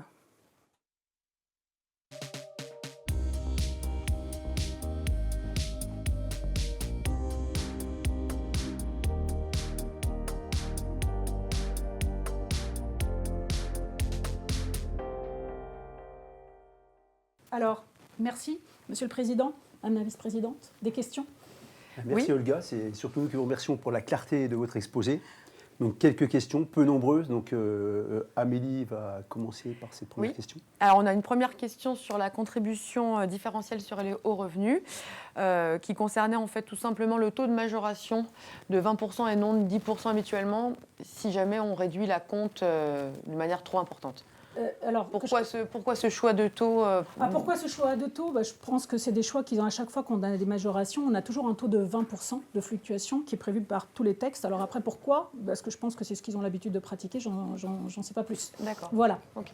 Bon, très bien, merci Olga. Je vous en prie. Une seconde question concernant le champ d'application des management packages. Est-ce que les AGA, attributions gratuites d'actions, rentrent dans ce champ d'application ? Oui. Parce que bon nombre de cadres, effectivement, bénéficient de ces AGA.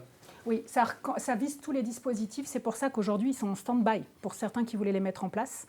Ça vise les attributions gratuites d'actions, les stock options, donc le texte. Mais à ma connaissance, les commentaires administratifs font débat et donc ils ne vont pas sortir tout de suite. Et il y aura peut-être encore des évolutions et des tempéraments sur l'application du texte. Parfait, je vous remercie. Moi, j'ai une question concernant les seuils dédiés aux activités agricoles, un seuil d'exonération. Double question. Tout d'abord, qu'est-ce qu'on entend par activité agricole ? Parce qu'on nous a listé notamment des personnes affiliées à la MSA comme les bûcherons qui, pour autant, ne sont pas fiscalisés en BA. Et une deuxième question sur l'exonération petite entreprise. Vous avez cité uniquement les cessions d'entreprises individuelles ou de branches complètes d'activité, mais qu'en est-il des cessions de matériel isolé ? Oui, alors, je vais commencer par la dernière qui est la plus simple. Le texte du 151 septies, l'exonération des plus-values des petites entreprises, est le texte le plus large. C'est celui ça vise un retrait d'actifs, une cession, une cessation d'activité, toutes les plus-values, quelles qu'elles soient générées, sauf sur les terrains à bâtir, tout est exonéré dès lors qu'on respecte c'est le texte à privilégier dès lors qu'on rentre dans les conditions d'exonération totale. Alors, de mémoire, sur les activités agricoles, effectivement, il me semble qu'il faut relever de la MSA, mais je dis ça avec toutes les réserves qui sont les miennes en matière de compétences agricole, parce qu'effectivement, je dois vous avouer qu'on n'en fait pas tous les jours. D'accord, ok. Très bien, merci Olga. Je vous en prie. Et on fait une dernière question concernant les logiciels de caisse. À quelle date s'appliquera la fin d'autocertification des logiciels de caisse ? Alors, je ne sais plus si je l'avais mis dans le slide, mais il me semble que c'est là, à partir de la promulgation de la loi. Donc, je vous tourne mes pages dans 2 secondes. Je ne l'ai pas mis, effectivement, vous avez raison, mais c'est tout de suite, en fait, à partir du 16 février 2025. Très bien. Parfait, mais il va nous rester à vous remercier pour votre présence, pour la clarté de votre exposé. Et puis, au plaisir de vous revoir, peut-être pas prochainement, mais en tout cas... Alors, je suis très étonnée que la franchise en base n'ait pas fait sauter tout le monde de sa chaise, mais effectivement, je vous souhaite bon courage. Et pour la franchise en base, il y a encore très certainement des évolutions qui pourraient venir ou pas, mais en tout cas, les concertations continuent. C'est ça que je voulais vous dire. Parfait. Un grand merci pour votre accueil et merci à à très vous. bientôt. Bon retour à Paris. Merci. À bientôt, au revoir. Au revoir.